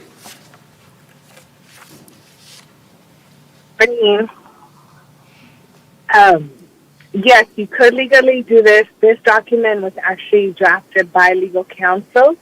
They provided the language, they provided the process for staff to follow. So when the board reviews any proposed tenancy or any proposed membership, they are able to fall back on this document and this policy and review against it. And if the board determines that there's enough reason to deny the applicant based on their criminal background, then the board has the right to do that, and it's within legal standing. Okay, so I have a follow-up. Because you've done a criminal background on someone, and it says criminal background qualifications policy, what's the criteria? I get parking tickets. I don't, but I could have speeding tickets. I could have, that I had to go to court. What is the standard by which we would use this and then say they are disqualified? Broken down in the policy under the qualification, you have to define as what kind of infractions they are. If they're petty infractions versus misdemeanors versus something more major. In page 5 of 10, Yes. you do have where we're like within the 5 years based on, and then it has a list of qualifications or a list of possible items that the board could review. And it keeps going on further within the 20 years and so forth. Thank you. Any other questions about this resolution? Okay. Let's go to the vote. All those in favor of consider the criminal background to go ahead with the criminal background qualifications policy, please raise your hand, or I guess we vote. We vote on here. It's on not the here yet. computer.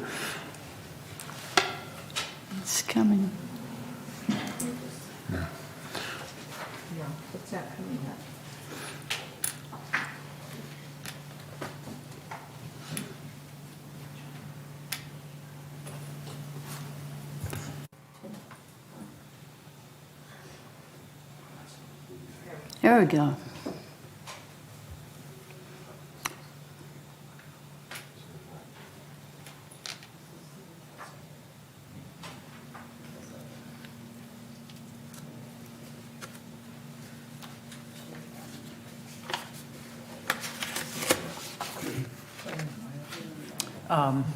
No. Director Liberatory.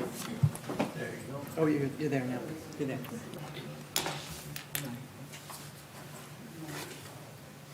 Motion passes.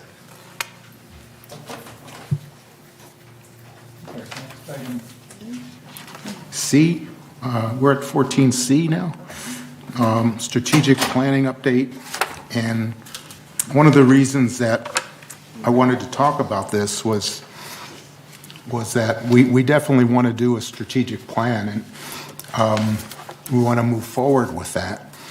However, at our town hall meeting, which the information is not included in the package, or is included in the package, but one of our residents, Gay Page, presented some very interesting information, and she apparently has some experience with putting together these types of strategic plans and master plans.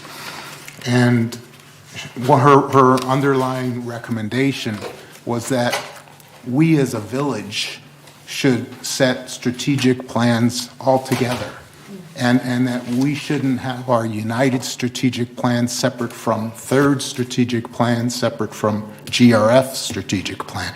We should try to do that as the village, coming up with it together. And I thought that was because we want to set common goals amongst us on how we're going to improve our entire community, not just United.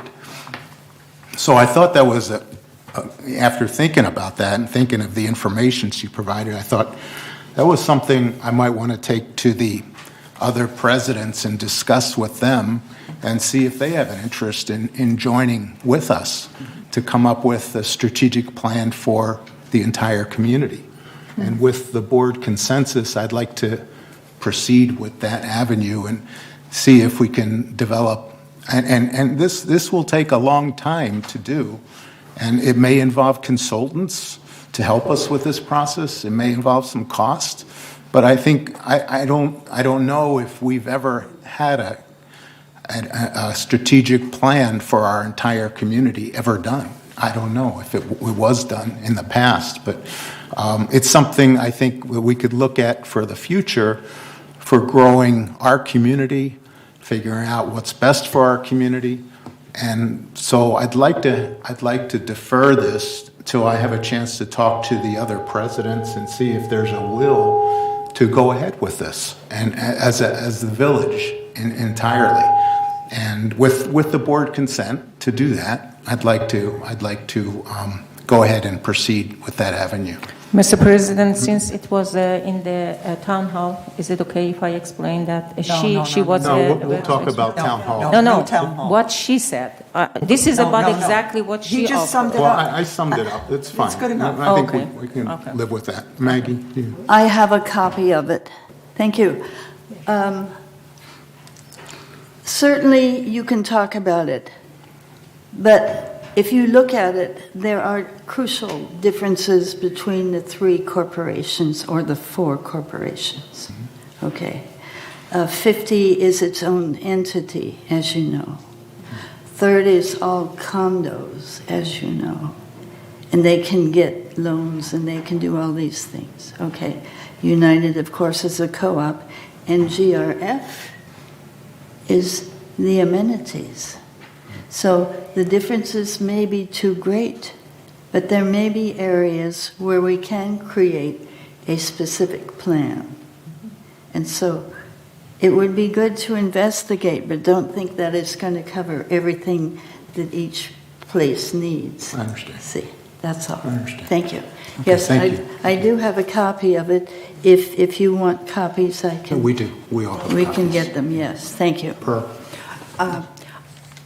As the president said, I think it's very important that you explore with the third mutual and the GRF, because we are we all constitute one village. So we should have a strategic goal in common.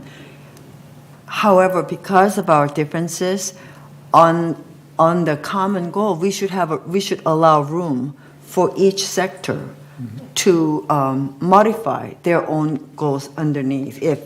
But I would really like to see one whole umbrella, and we have our own section that we could add, allow room to adjust and be a little bit more flexible because of our differences.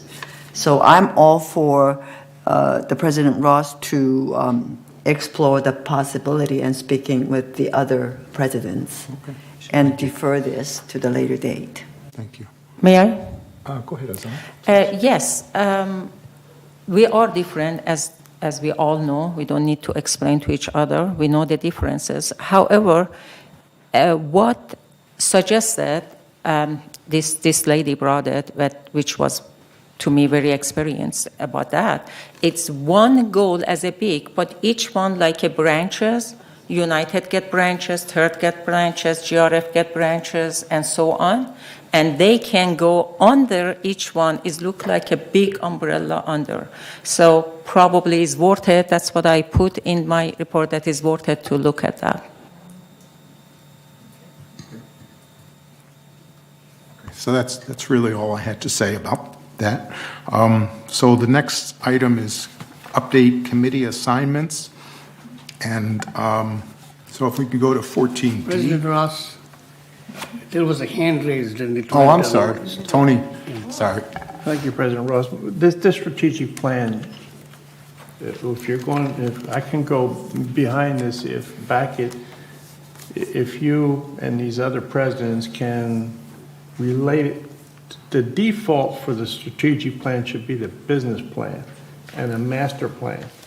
And the strategic plan comes out of that. So I can get behind it. If you can come back and tell us how the strategic plan relates to the business plan and the master plan.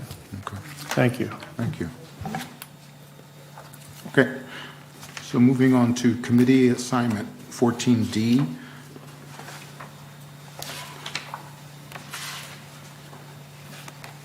Okay, now that one of the changes that I could see right away on, let me get to the committee assignments, is that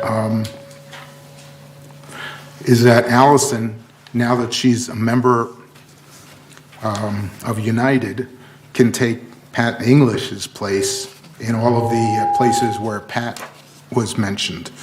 So I think that should be, at least as a starter. So wherever Pat is mentioned, like for instance, GRF Mobility and Vehicles Committee, we would put Allison. Is that agreed by our board? Yes. To do that? Yeah.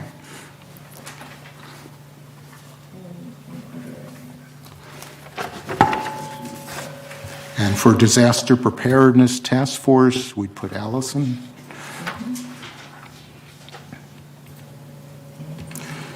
And for Architectural Controls and Standards Committee, we put Allison. And what else? And that's it. Members hearing. Oh, Member Hearings Committee, we put Allison. Okay, and then the other change that I would recommend is in Reza's absence, there's two committees that he's on United, or I think one. Let's go to United, and that's the M&C. He's the chairman of that. I'd like to fill in for him on Maintenance and Construction Committee while he's gone. Once he comes back, he can resume. So I'd volunteer for that position. So it would be Maintenance and Construction. M&C, it would be Lenny Ross. Yeah. Okay. And what else was he a chair on? Was he a chair on any? No. Okay. Strategic plan would be, on the strategic plan, would that be Lenny Ross too? Strategic plan. Or Allison? That's the GRF. strategic GRF. You want to do that? I defer to someone else if they'd Okay. like to do that. GRF MNC with G- Mary. Oh, GRF MNC. Yeah. Oh, what about Allison? Oh, yeah. Okay, let's make Allison on that. That's a good If idea. she wishes. Okay. Okay. I think that's the only one. Oh, no, and GRF strategic planning. So, any volunteers? Yeah, you're there. Okay, I'll do strategic planning. So put my name Oh, on Mary's already there. Okay, Lenny. Reza. So just Okay. change Reza to my name. Okay. Well, you're just standing in for him. And this may be reversed if he Right. comes back, next month. If he returns. And the other thing I'd like to do is I think before we used to have secondary or alternate people on the committees. So I was wondering if there's an interest in doing that again, because sometimes, one person doesn't show up, and so if there's an alternate, at least we could have someone to show up at the meeting, or two people to the GRF meetings and three people to the United meetings. So is there an interest in doing that for our board, to do alternates? Or we used to have I alternates. think it's a good idea. I think what we have done mostly is just, if a person has to be absent or knows they're going to be absent, they call other directors and ask them if they will stand in. If that happens, that's If that fine. happens, right. And if no one shows up, then if it's supposed to be Reza here and Pearl is sitting in the audience, then Pearl is asked if she will sit in. And so that's the customary way. So rather than give us a list of people that we might not be able to get to, if we could you could put alternates in there, but that means if the alternate is that there and the other one is that there, you're still going to go to Pearl, who is sitting in the audience. So either way. Well, I think putting the alternate is fine, but maybe they don't show up either. Right. So I think if we want to try to have two people showing up in the committee meeting, the person who cannot make it, contact and make sure we try to get a substitute. Because if we just put the alternate and thinking 2 out of 3 will show up, that might not happen. Right. Yeah. So maybe the best way is, if you know you're going to miss a meeting, Yes. if you contact me, Yes. then I could try to find someone else Yes. to take your place. Or we can do it together. If I see, for January, I know that I'll be missing some meetings, but the ones that I cannot attend by Zoom, Right. I will contact the president, and also, meantime, I'll try to contact one of the directors and let Lenny know that what I have done to make sure that we have 2 people present. Because a committee meeting can be a problem. Right. Yeah. And usually, if you ask who was on this committee last year, that would be the best, because that person then has a step up as to what the committee does and what goes on. So sometimes staff remembers who was on it in prior years.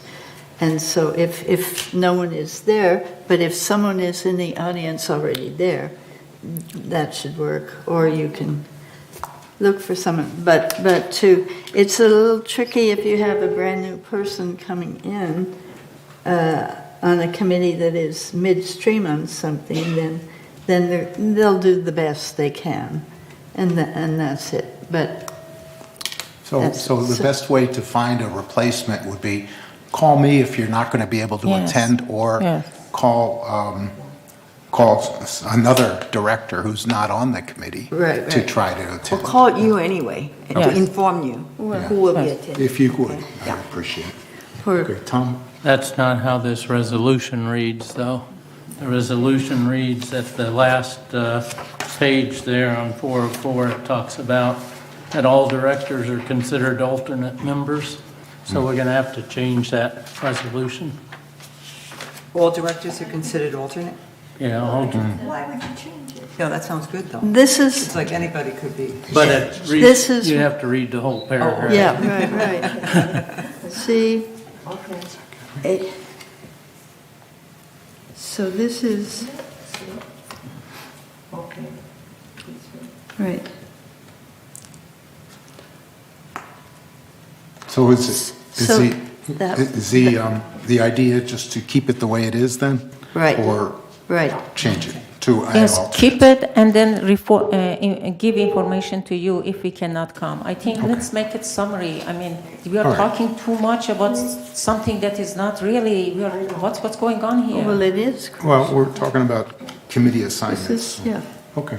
Diane? Well, I was just going to say, I know, like, Pearl will often call me, and maybe I have another meeting, you know. That's so- okay. So I have a conflict, you know, so then she could probably call you so that you can Yeah, find the something. best way is president. I think the pink paragraph covers all of those things well.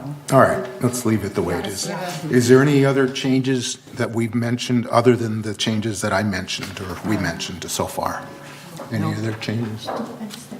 Yeah, Mary? Just a clarification. So the last sentence, there's a difference between alternative and temporary committee, because the temporary basis needs a board approval in advance, but an alternate does not, correct?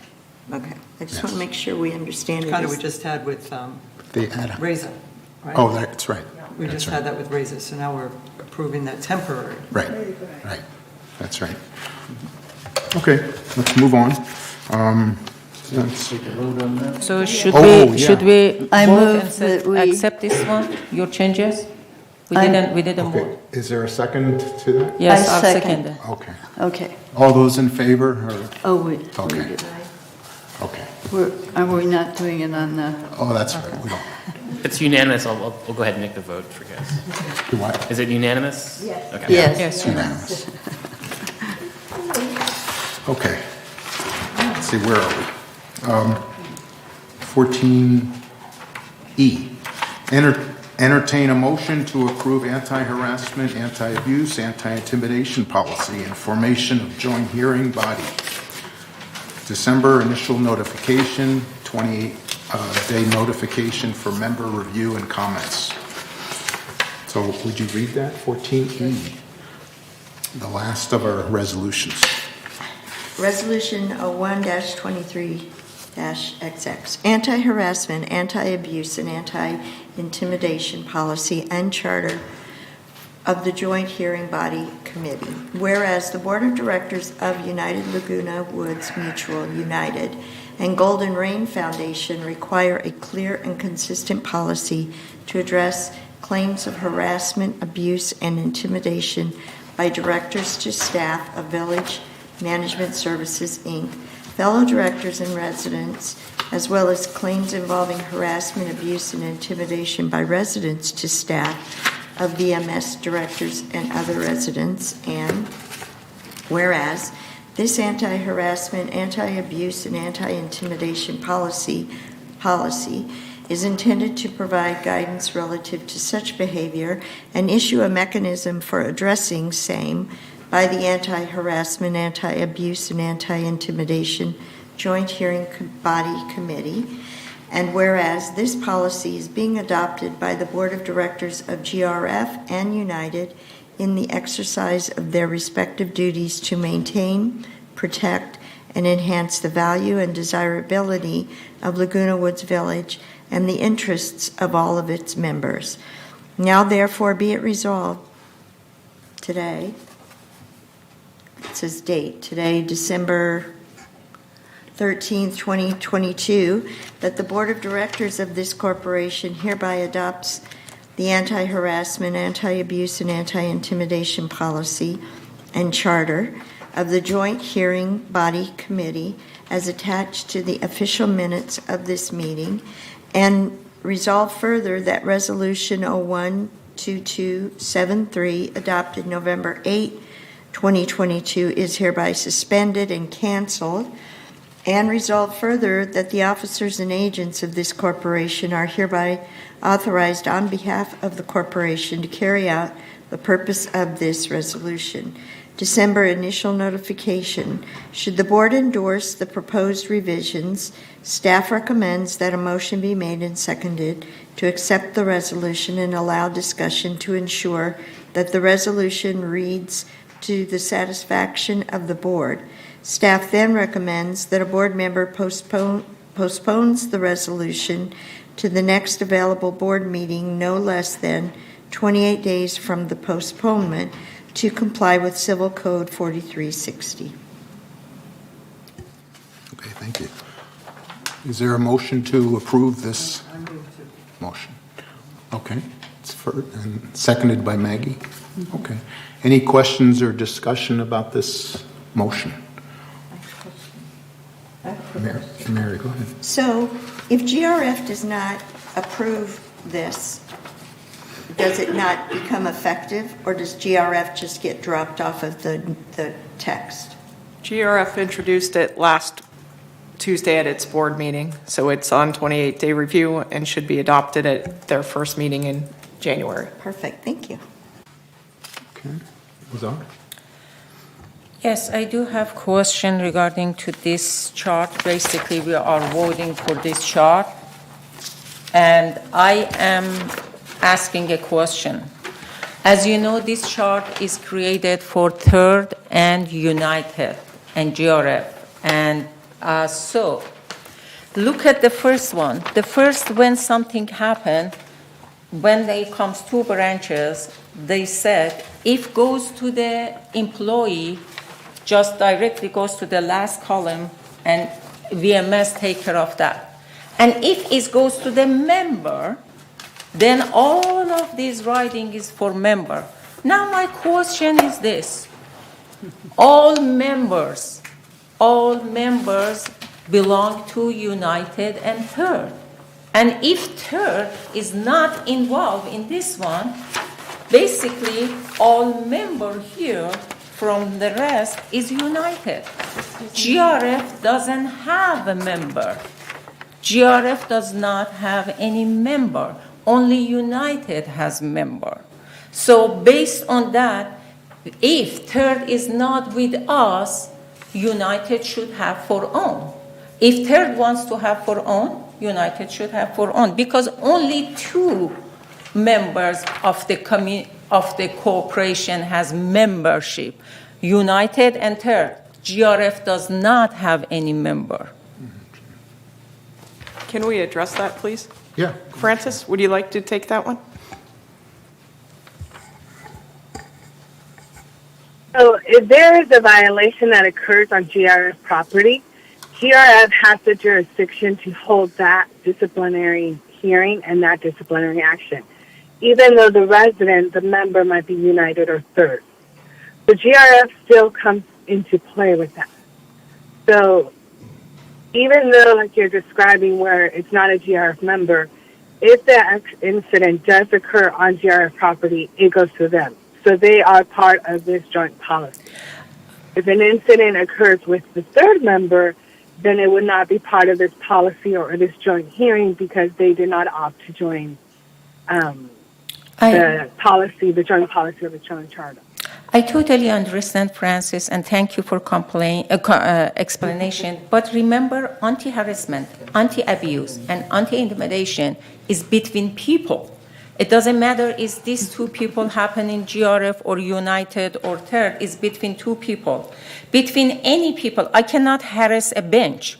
I can harass a person. Two person only, any of two belong to United or Third. There is no somebody, stand up somebody that says, I belong to GRF. There is no, I belong to GRF. I am not talking about compliance or maybe I hurt the car of someone or something. I'm talking about, listen the title, anti-harassment, anti-abuse, and these are including people.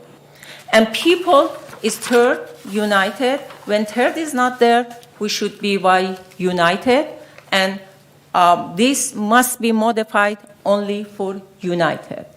And if even, I have more, because if this BVGRF, this writing is wrong, because in the past, when third was 2 from each, 2 members for the committee, there is 2 people from United, 2 people from third, 2 people from GRF. Now 2 people from third is out. Now we have 4 people. And read it for this part. If something happened to the United board, United cannot be even in the community. That means totally GRF should vote.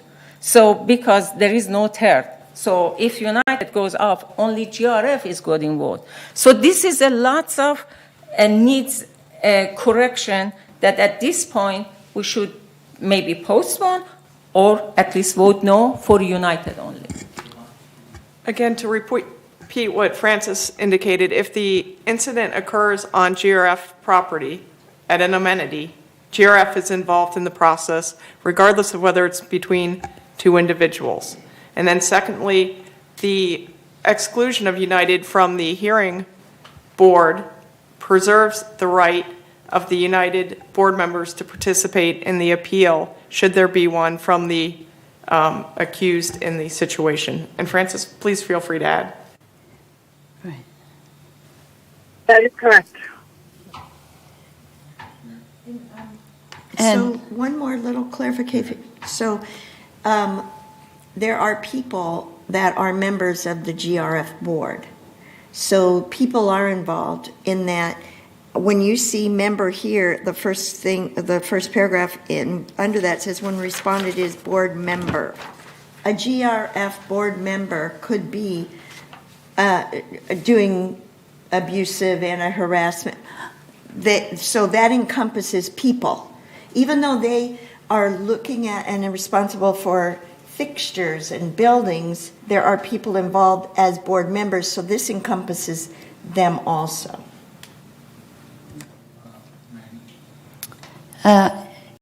Every member of a corporation is a member of GRF. And so the jurisdiction falls under the location of the event. So if you and Marian Nazar have a fight on GRF property, that will be a GRF event, okay? If it happens in United, that will be under this policy too. If it happens in third, who knows? But every single member of any corporation is a member of GRF. We are all members of GRF. And so this covers us in many ways. It is, but see, why should United would not be deciding a fight that happened on the tennis courts, only because it's 2 United members. GRF should be handling that because that's where the event took place. That's the jurisdiction. And so it would be like happening in Cincinnati or California. We don't send a case to California because the fighter was a Californian. We have it happen where the event happened.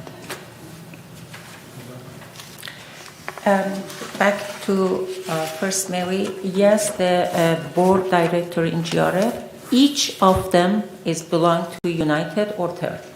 It doesn't matter. So there is no such a thing as I am a member, I am belong to GRF.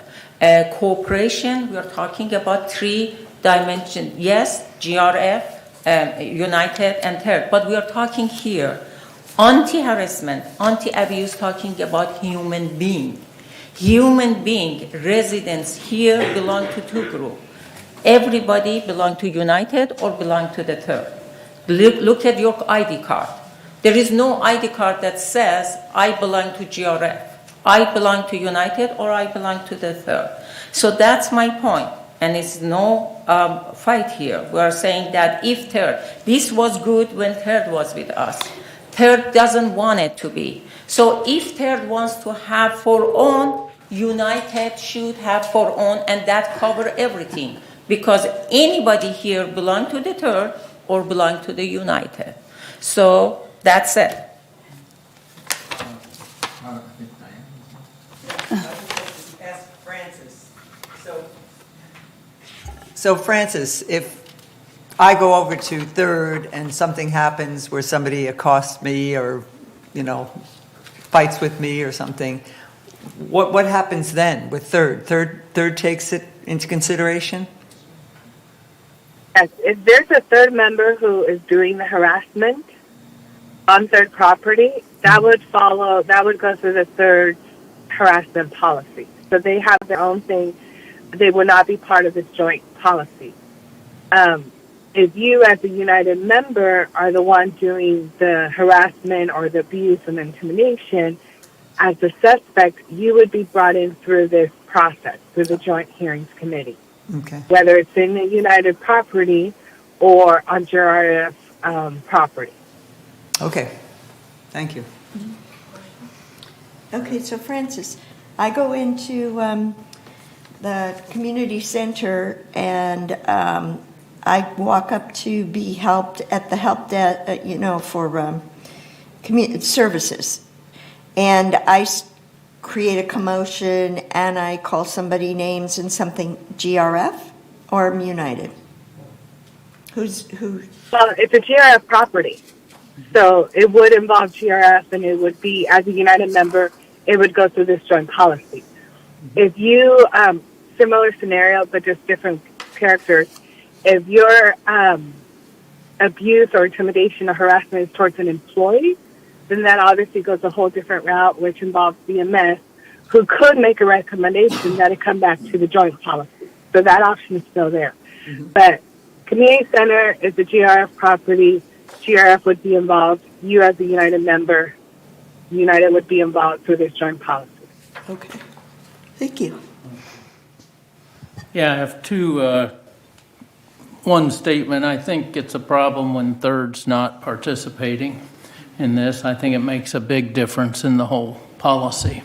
And I wouldn't like to see this policy go forward without Third being a participant. Second is if an incident occurs on GRF property and it's a 1/3 member and one United member or multiples, it doesn't matter how many, does the United member go through the committee or what this policy would do, and the third member does what happens with the third? They go through some GRF policy, but then their board has what's the situation there? It would depend on the details and who the suspect is, who's doing the harassment and intimidation. Because it's on GRF property, GRF automatically has jurisdiction over it, so it would come through GRF. But just like in this policy, somebody can appeal to the United board, correct? Or to the GRF board? The United resident can still appeal to the United board? Yes. Even if it's on GRF property? Correct. The policy states that if the member chooses to appeal the joint committee's determination or actions, then it would shift over to its governing body, which is United. So it'll come back to United before the entire board, and then the case would be presented before the entire board for United. So the third member still has the right to appeal to their board? Yes, it would still go back to third. Third still, so because they're a member, it would always go back to where the member resides or has membership in. Thank you. We do have a member comment when you guys are ready. Yes, and more than that, there is a problem here for the committee, because first I thought that one. If you go to page 12 out of 16 for 14E, they wanted to explain how the committee composition is. I said committee shall be 4 members, including 2 directors, in this case GRF, and 2 directors in the United. And then one of them is from United. United representative cannot be there. Basically, the committee is going to be 2 people from GRF only. That's number 1. Number 2, let's go to the B at 3. I'm going to read it. They said eligibility, who can be in the committee. Listen, no active dispute, including pending claims, dispute resolution, litigation, or the like between the committee members and their representative organization or board cannot be in the committee. So, put in that way, I am director, but I have a problem leaking in my kitchen and I have a dispute with VMS. Does that mean I cannot be in the committee because I have a complaint about my leaking because they said dispute, including pending claim, dispute resolution, allegation, or anything. So this is a kind of prevent activity from this one as well. Thank you, President Ross. To me, this is akin to what we have with security. When we have security, we don't have Third Security, United Security, GEO. We have security. For instance, we had an incident a year or two ago in Clubhouse 7 where someone from United accosted somebody, I guess he was from Third or GRF, and how was that handled? I mean, that was handled by one security force, and if that one individual had filed a harassment suit, how would that be handled? Be handled by security. So I don't understand all this bickering. Mm-hmm. So, Czar, in context, we're talking about harassment and intimidation. So if in context, no active dispute, including pending claims, dispute resolution, litigation, or like, but I'm going to assume that it's under this umbrella of anti-harassment. So if you have any other anti-harassment, sexual misconduct and stuff, this is what the context is, that is what it's referring to. That's my understanding. This is eligibility. Francis, is that correct? Go to B, this is eligibility. Let me explain it. Let the attorney explain it. She is not attorney. Eligibility says committee member must be in good stand. That means the person that is eligible to be in the committee must be in good stand. And then they explain, including pending claim disputers. If claim is my kitchen sink, it's not something that because they said any claim that is that, so I cannot be. Go ahead. I could respond, thank you. So what that means is that there's a claim. For example, so we're using what you just stated about leaking in your kitchen. If you're the person causing that leak and there's a damage restoration ticket open against you, then yes, you're not in good standing based on the policy to serve as a board member in this committee.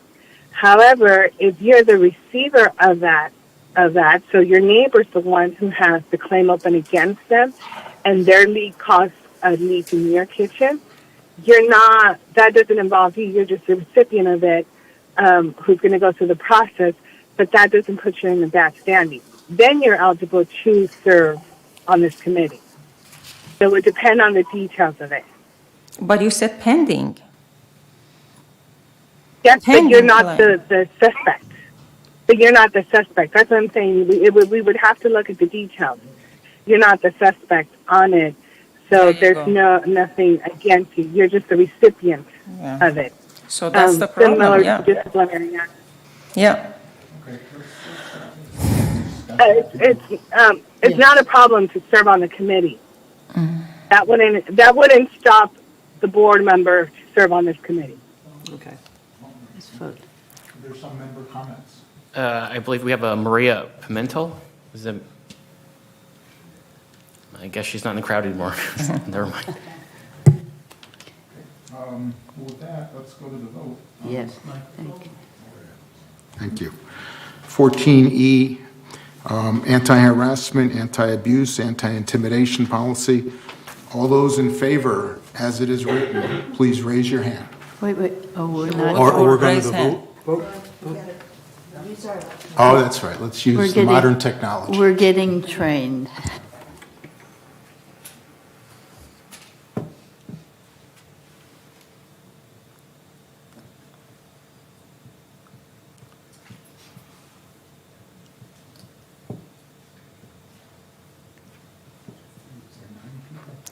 We Yeah, have but 10 people. he has trouble with his, for some, it's not sensitive enough. We have 8, Oh, 9. Director Liberatory, what's your vote? I can vote for you. Try your finger. Yes. Edward, okay. So measure is passed, 6-3. So we're done with unfinished business. Okay, so on to item 15, new business. And for new business, I want to make this very brief, both of these A and B, because we're running out of time and energy. Report of the town hall, I wanted to talk about the December town hall briefly and the January town hall that's coming up. And in the December town hall that happened December 9th, I thought that Azar did a very good job as a moderator, and she prepared a comprehensive report, which everyone has copies of, which we need to follow up on some issues related to us from our members.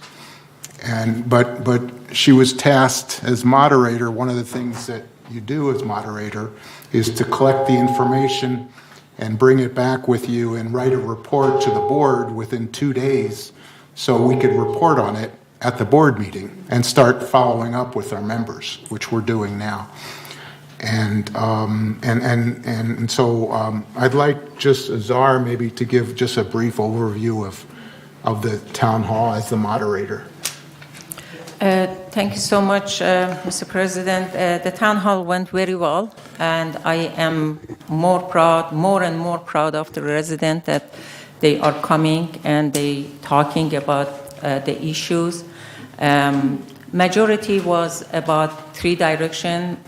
Of course, complain mostly about residents, VMS service. Number 2 was a landscape, a huge disappointed for the landscape. And there was number 3, something that we can do to the board, especially communication. One member mentioned, I didn't know this one until a neighbor told me. So I suggested that from now on, maybe, as you mentioned, Mr. President, to email people about that. Mm-hmm. And because many of them, they were, I suggested to put in the e-blast even. So these 3 things, I gave my summary, and the timing was 3 minutes to talk because we had extra time. Some people talk more. It's perfectly fine. It was very calm, only to the end, which we talk later about that. And the residents comes and 3 Director Cash, Director Alabrador, and Maggie Bell, they were there. Only Director Maggie Blackwell talked a lot. Okay. And so that's fine.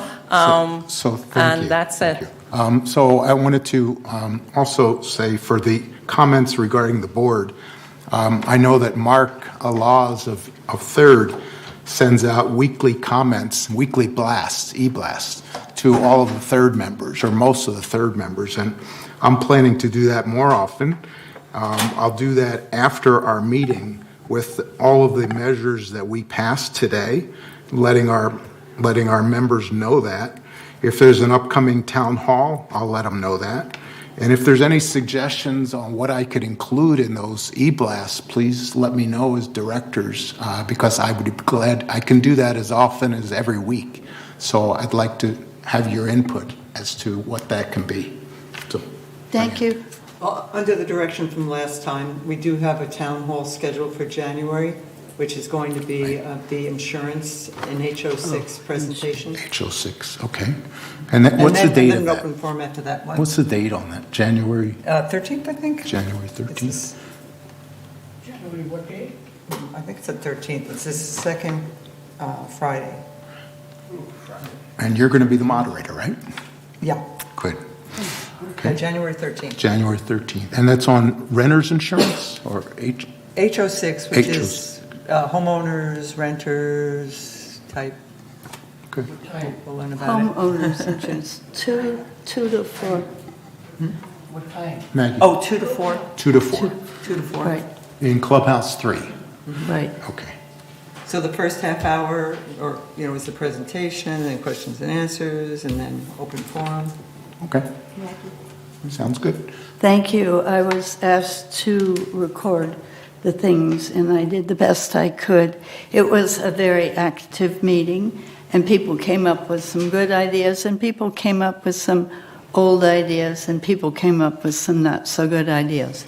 I have 27 entries of what people said here, and I believe I've shared them with you, but I will print them up for you.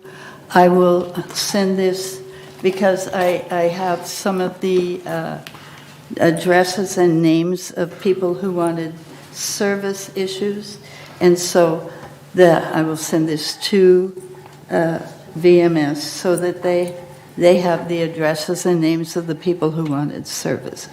Okay, so this is, I was writing a whole time. I did stand up and talk twice and so on, but people came up with a lot of comments. They were political, some of them were political, some of them were structural, and some of them were upkeep and things like that. It was the whole gamut. And people did talk. And we did take notes for them so they know that their voices were heard. Okay, thank you. Thank you. Oh, Paul. We do have 2 member comments if you're ready. Okay, sure. Ellen Leonard.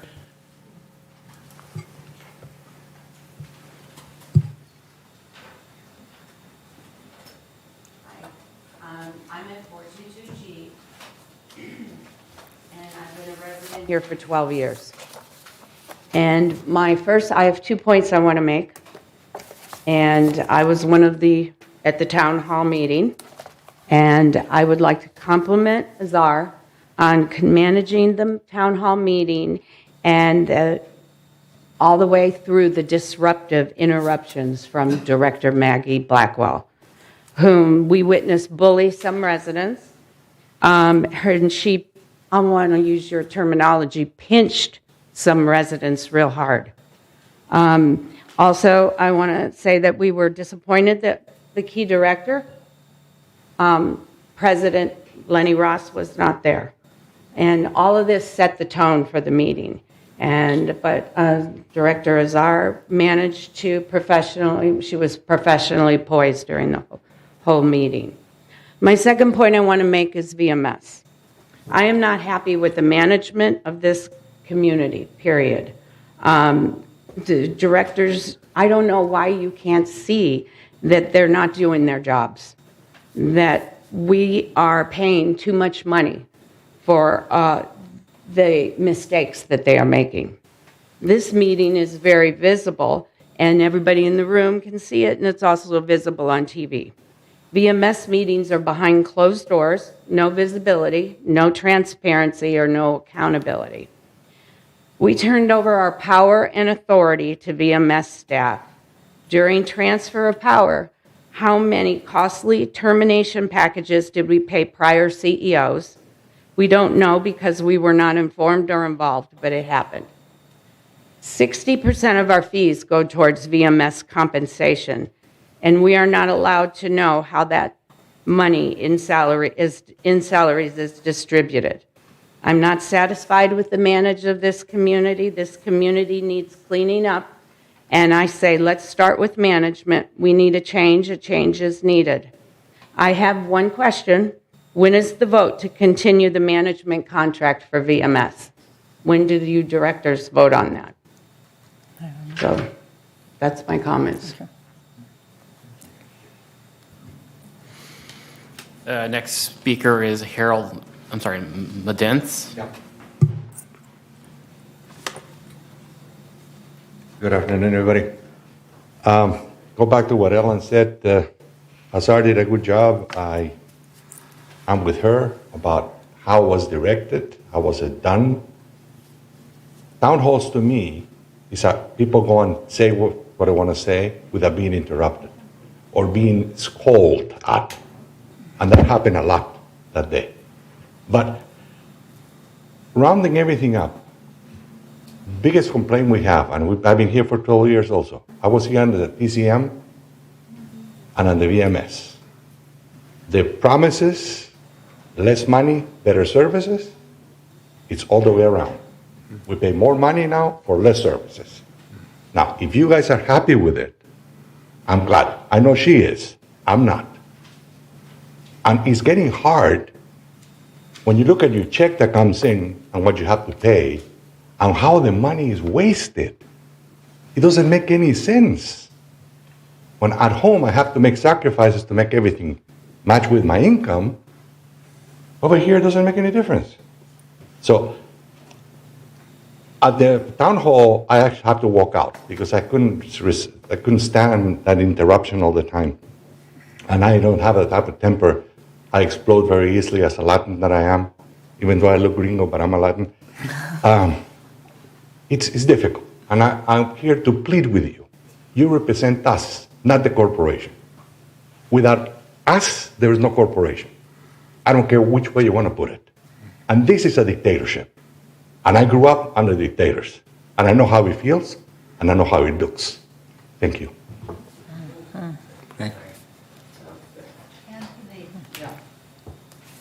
Anthony, was I disruptive and rude? Let's not get into that. All right. Let's stop that. We'll go to closed session, and this will be discussed. Thank you. Would you like to let us know when the vote for EMS contract is up to, comes up? I think the VMS contract doesn't have any termination date to it, Yes, does it? is it every, I don't know, Shiban? Do you know, Shaban, if the VMS contract has a termination date? Or? There's not a specific termination date, No. if that's what you're asking. Or a renewal date? Or, yeah. There Thank you. is, Thank you there for- is a renewal date.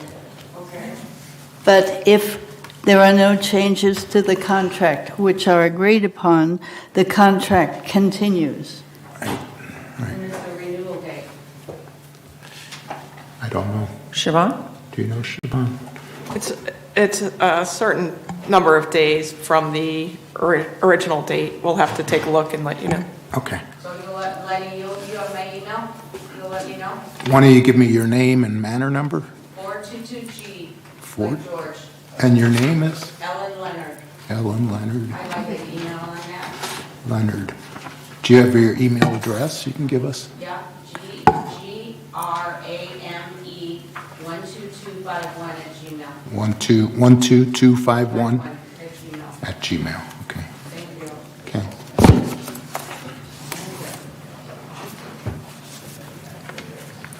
Okay.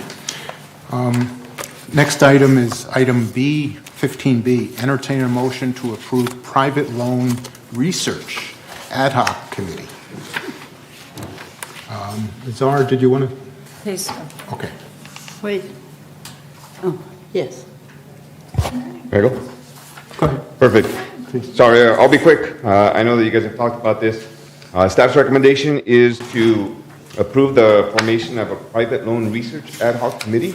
As you know, United Laguna Woods is a co-op, and because you have a co-op, you don't have a deed to your house, and that makes it very difficult for people to get funding or to get mortgages as they're trying to buy. In times past, we've used recognition agreements, and specifically up until recent years, there's really only been one bank that was using the recognition agreement, and they announced that beginning in 2022, they would no longer be signing those. They were going to continue with past mortgages, but anything new that they weren't going to be funding. So to that end, we recommend that there be an ad hoc committee to be put in place to take a look at some options and some alternatives. As there is a stated resolution here, which I'm sure that will be read to you, but the purpose of the private loan research ad hoc committee would be to research loan options and also to re-examine any prior policies that may making mortgages be prohibited, or it may make those a little bit difficult to obtain. This has been reviewed by the Finance Committee, and the Finance Committee has endorsed the formation of this particular committee. And we entertain any questions from there. Okay. Well, before we have questions, should we make a motion to adopt a committee? Yes, I would like to make a motion to have an ad hoc committee to just get information and gather information and present to the board for how we can, if it is possible, outside lender. We're not talking anything from Laguna Wood or inside, outside lender. Can they bring loan back here again? That's my motion. Is there a second? Tom? Seconded? And the Okay. motion should be read? Again? Okay. It was never read today. I just said it, the motion. No, it's the pink page. The resolution? Okay, I would like to make a motion to have an ad hoc committee ad hoc committee to just get research from outside lenders. Please read 15B. There's no- Yeah, Tony, do you have some? Oh, I thought we were going to debate this thing? Yeah, we are, but Then I don't think there's a This- written this is resolution. just- There's just- There is. There is. Oh, there is? Have my hand Okay. Yeah, oh, you I want to read the apologize. resolution? Mary's ready to read it. Okay, Mary.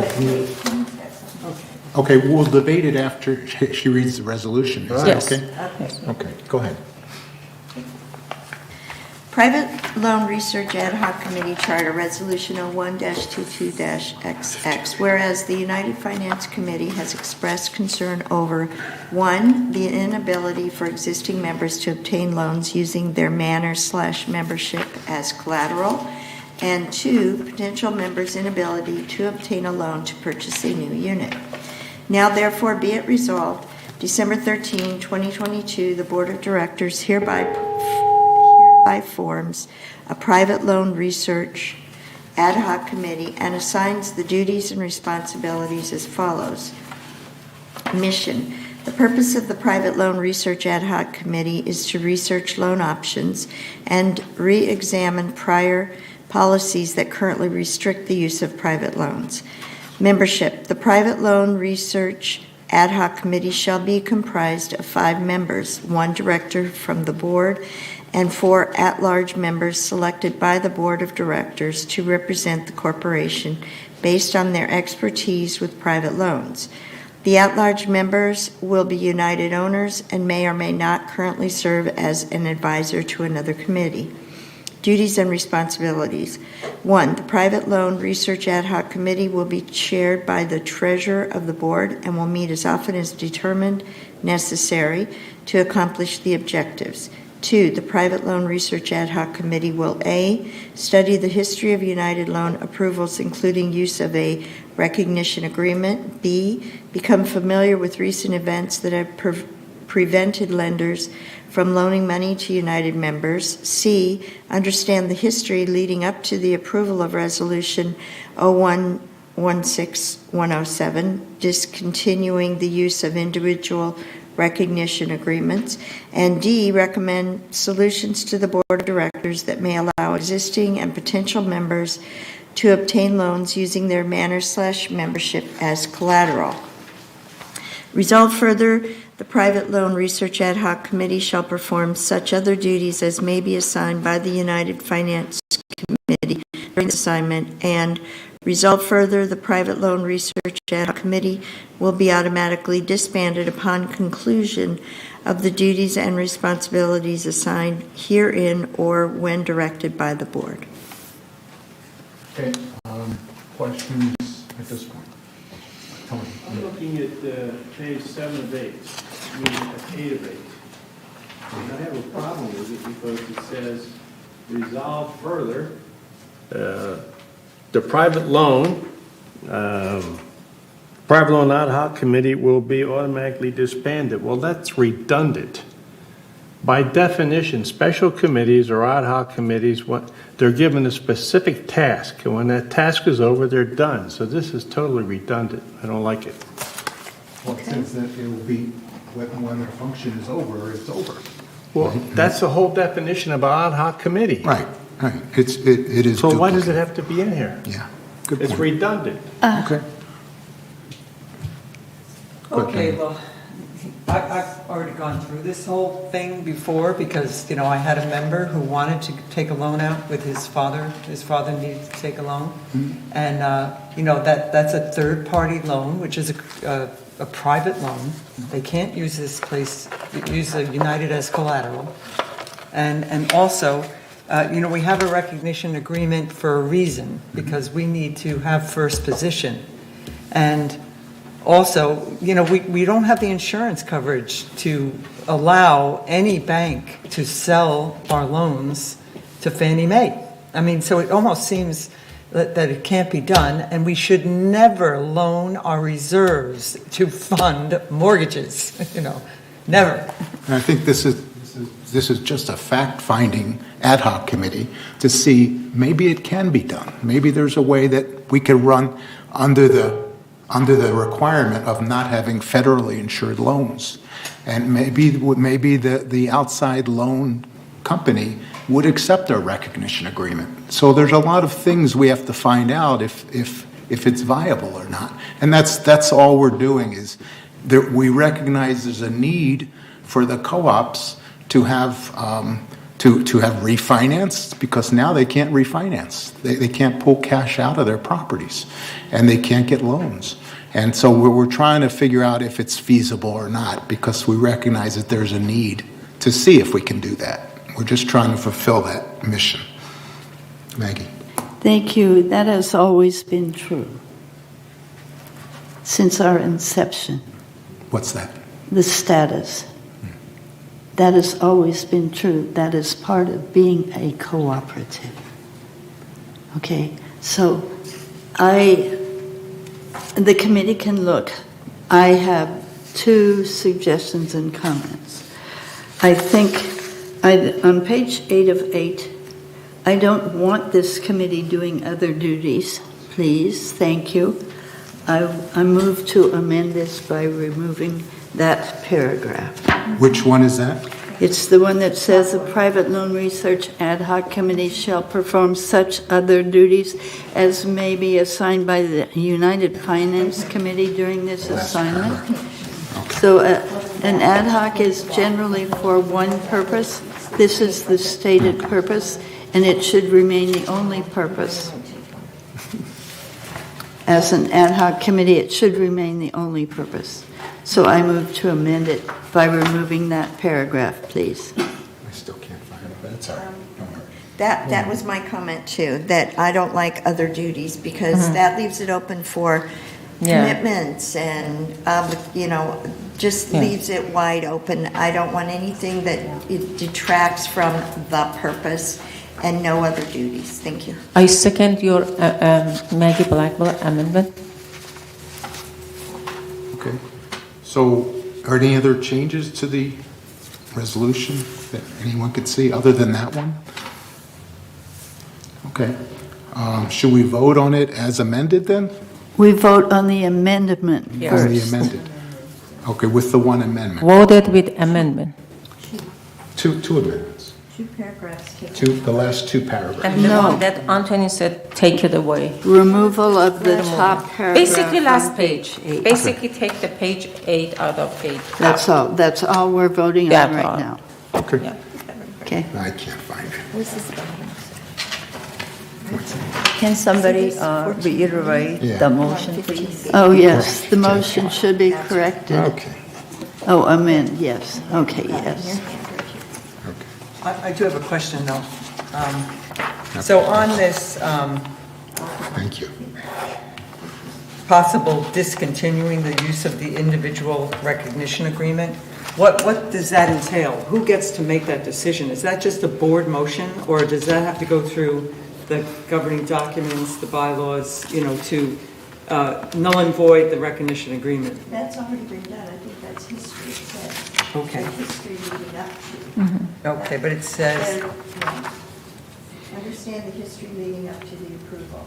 Right. Of this district. okay, because we have a recognition agreement right now. Right, that right there is stating a historical. Okay, and then I'm trying to undo that, right? If I may clarify, There are two recognition agreements. There's individual recognition agreement, and that's what was done away with. And then we do use an institutional one that was being used by the bank. And that would be used by a bank, okay. Thank you. Okay, so let's vote on the amended resolution. No, vote on the Voted amendment. with the amendment. Voted on the amendment? Yes, voted with the correction With that the Maggie Black amendments, published. with the two amendments to And Tony, eliminate page 8. correction of Tony and Maggie Black. Okay. All those, and then we'll vote. All those in favor, please note on your computer.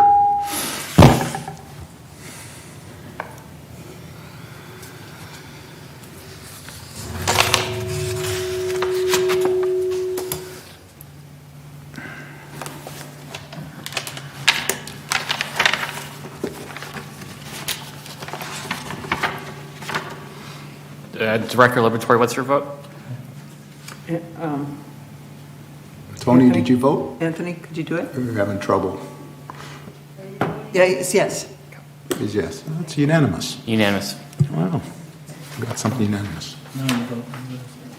Okay. Now, wait, vote on, I'm sorry. It's a resolution. Okay. As amended. So, okay. So when we vote on the resolution as amended, and so we need to take another vote? Okay. I think we I voted have- for with the amendment. I already read it. Yeah, I think we voted as amended, isn't it? No, we Just the voted on the amendment. amendment. The amendment. Okay, Now the sorry. amendment goes in. Oh, okay. an amendment Okay, to the sorry. motion. Okay, now we vote on the Sorry, sorry. resolution as amended. Okay, Okay. I'm sorry. I have a bit of discussion on the amended motion and on the general motion. We just voted for a well-qualified person. Sure. We now have an 11th member of United, and she's quite well qualified.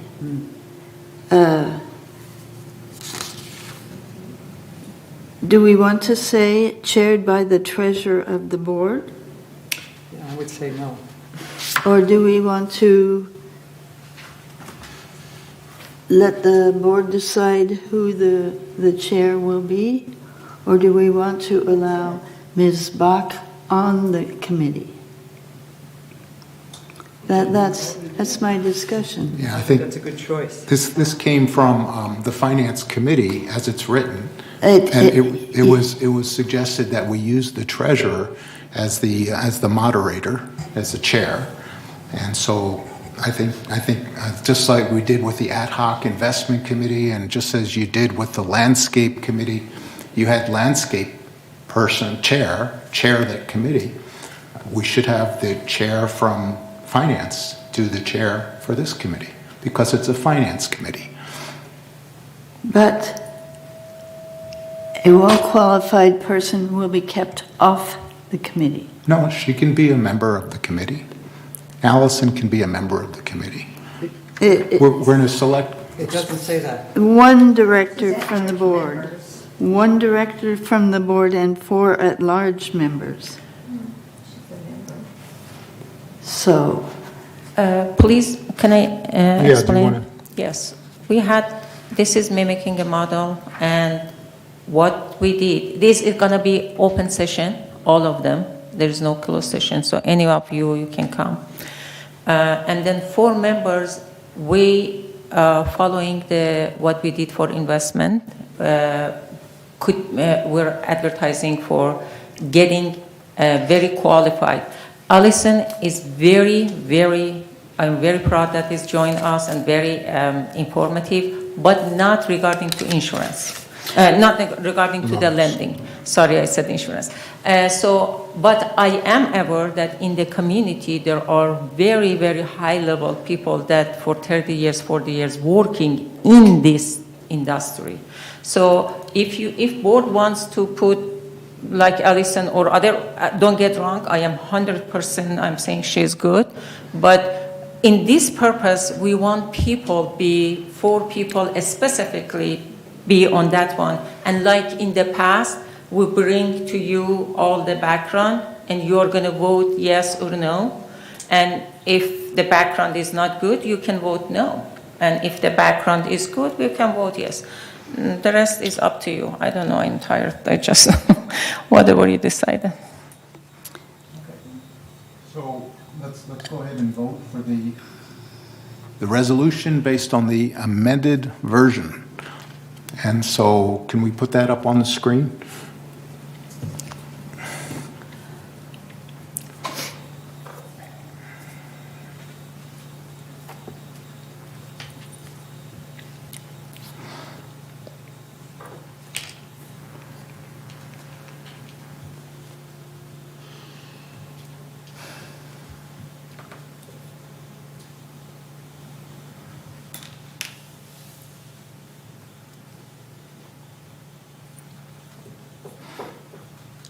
Director Liberatore, what's your vote? No. No? Okay. No. Okay. And Cash, your vote? He's up there. He abstained. Abstain, okay. Motion passed. Okay, great. Next item is director comments. Any director comments at this point? Okay, I know.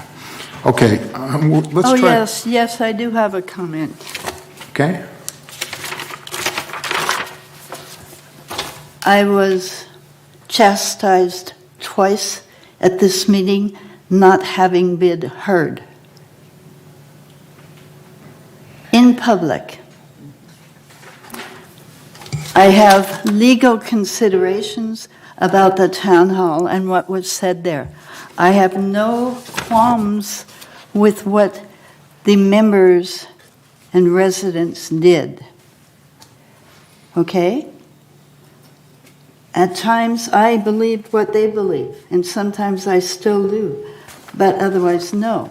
But there are some issues I have with that, and I expected not to be insulted here because I disagreed with some things said by some person in the meeting,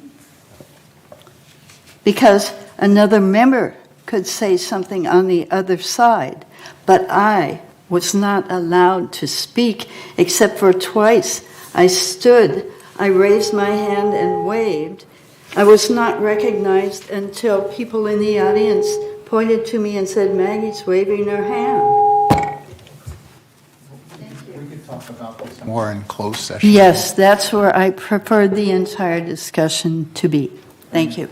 Well, I have a similar objection as Maggie, because today I felt like that whole thing was staged today with them bringing up my emails, and that you allowed a director to sabotage me today in this meeting. I had to stop it. So where's your plan? You said we couldn't do that kind of stuff. You know, what I responded had nothing to do with, pointing the finger. I just stated what my Yeah, and view was. when there are personal attacks, I like to stop it as quickly as I can, and You didn't stop it. I tried. No, I was blasting. Okay. Understood. Any other comments? Yes. To respond to what I heard, I don't know why one director give any right to herself to scream, say whatever she wants any minute without even getting permission, interrupt other directors while I was talking, and then at the end still complain. It was my time. I was sitting here, and when other people talking, I am listening. And when is most of the time, one or two directors, when I am talking, they drop the words and they are saying, I think we should all follow one protocol, period. When somebody talk, we should follow Robert rules and not through even one words. Just listen, that's it. Okay, let's talk about any more town hall issues at our closed meeting. Let's be done with that. Then committee reports. Can we be very brief with our committee reports? It's already 1:45. Could we pass on Or that? should we pass on them again? Yes, it's 2 Well, o'clock. Director Ross, parliamentary inquiry. Yes. These reports, we agreed to have them in the agenda. Yes. So to do away with them right now, there is a protocol. For instance, in the order of business, the agenda covers order of business and other complementary things like the Pledge of Allegiance.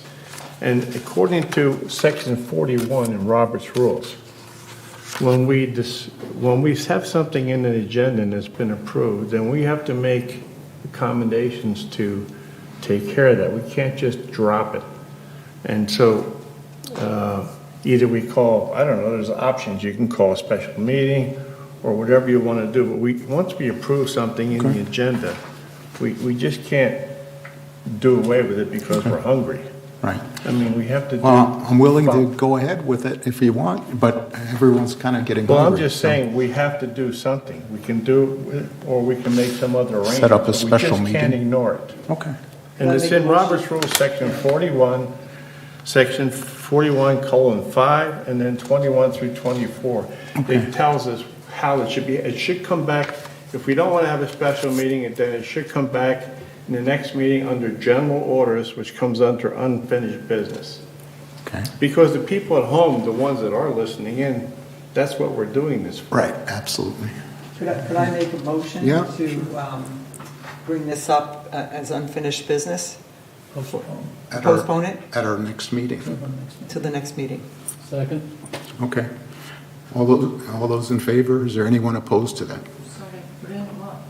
Bring all the committee reports into unfinished Pay business. attention. Into unfinished business for next meeting. General order under unfinished business. So it would be brought up at the next meeting. We have to read it on the unfinished business rather than at the end?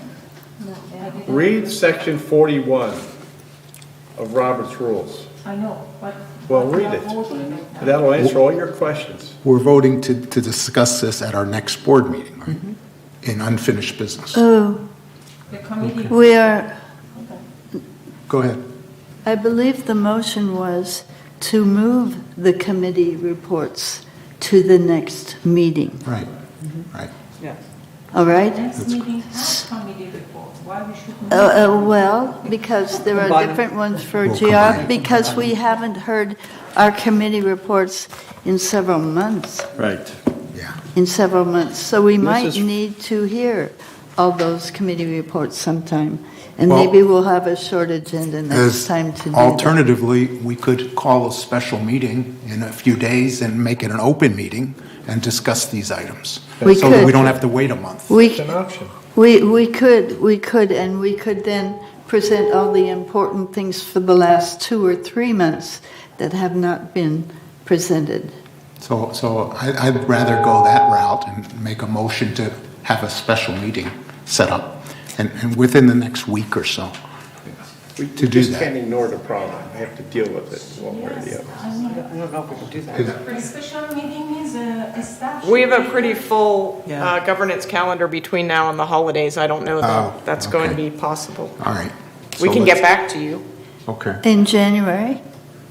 How about combine, as Tom said, combine with the next one? Yeah. All right. Tom suggested Okay. combine to the next one. I Okay. Motion covers it. That's fine. Yeah, So I think let's, we can do that. anyone opposed to that motion? What is the motion, please? Which will, The motion is Put both. to postpone the committee reports and combine it with next month's next month's meeting. committee reports. I second that. Okay, it's already been seconded, but that's fine. Okay, anyone opposed to that? Okay, that's what we'll do.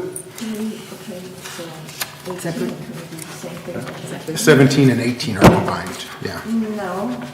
Bring a sleeping bag. Yeah, well, 17 and 18, we're going to do the same thing. Do we need a motion for 18 as well? Well, you said committee reports, you didn't specify. Yeah, I think committee Right. reports Yeah. is That would be includes both 17 For and number 18. 17. Okay. Right.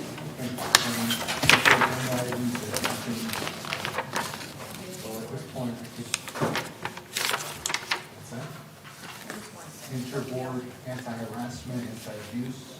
That's automatic. Yeah, it's automatic. It's on a Right, 28-day right. review. Okay, at this point, I'm going to recess this meeting, and then closed meeting will begin about 2:30. So you're all off to lunch.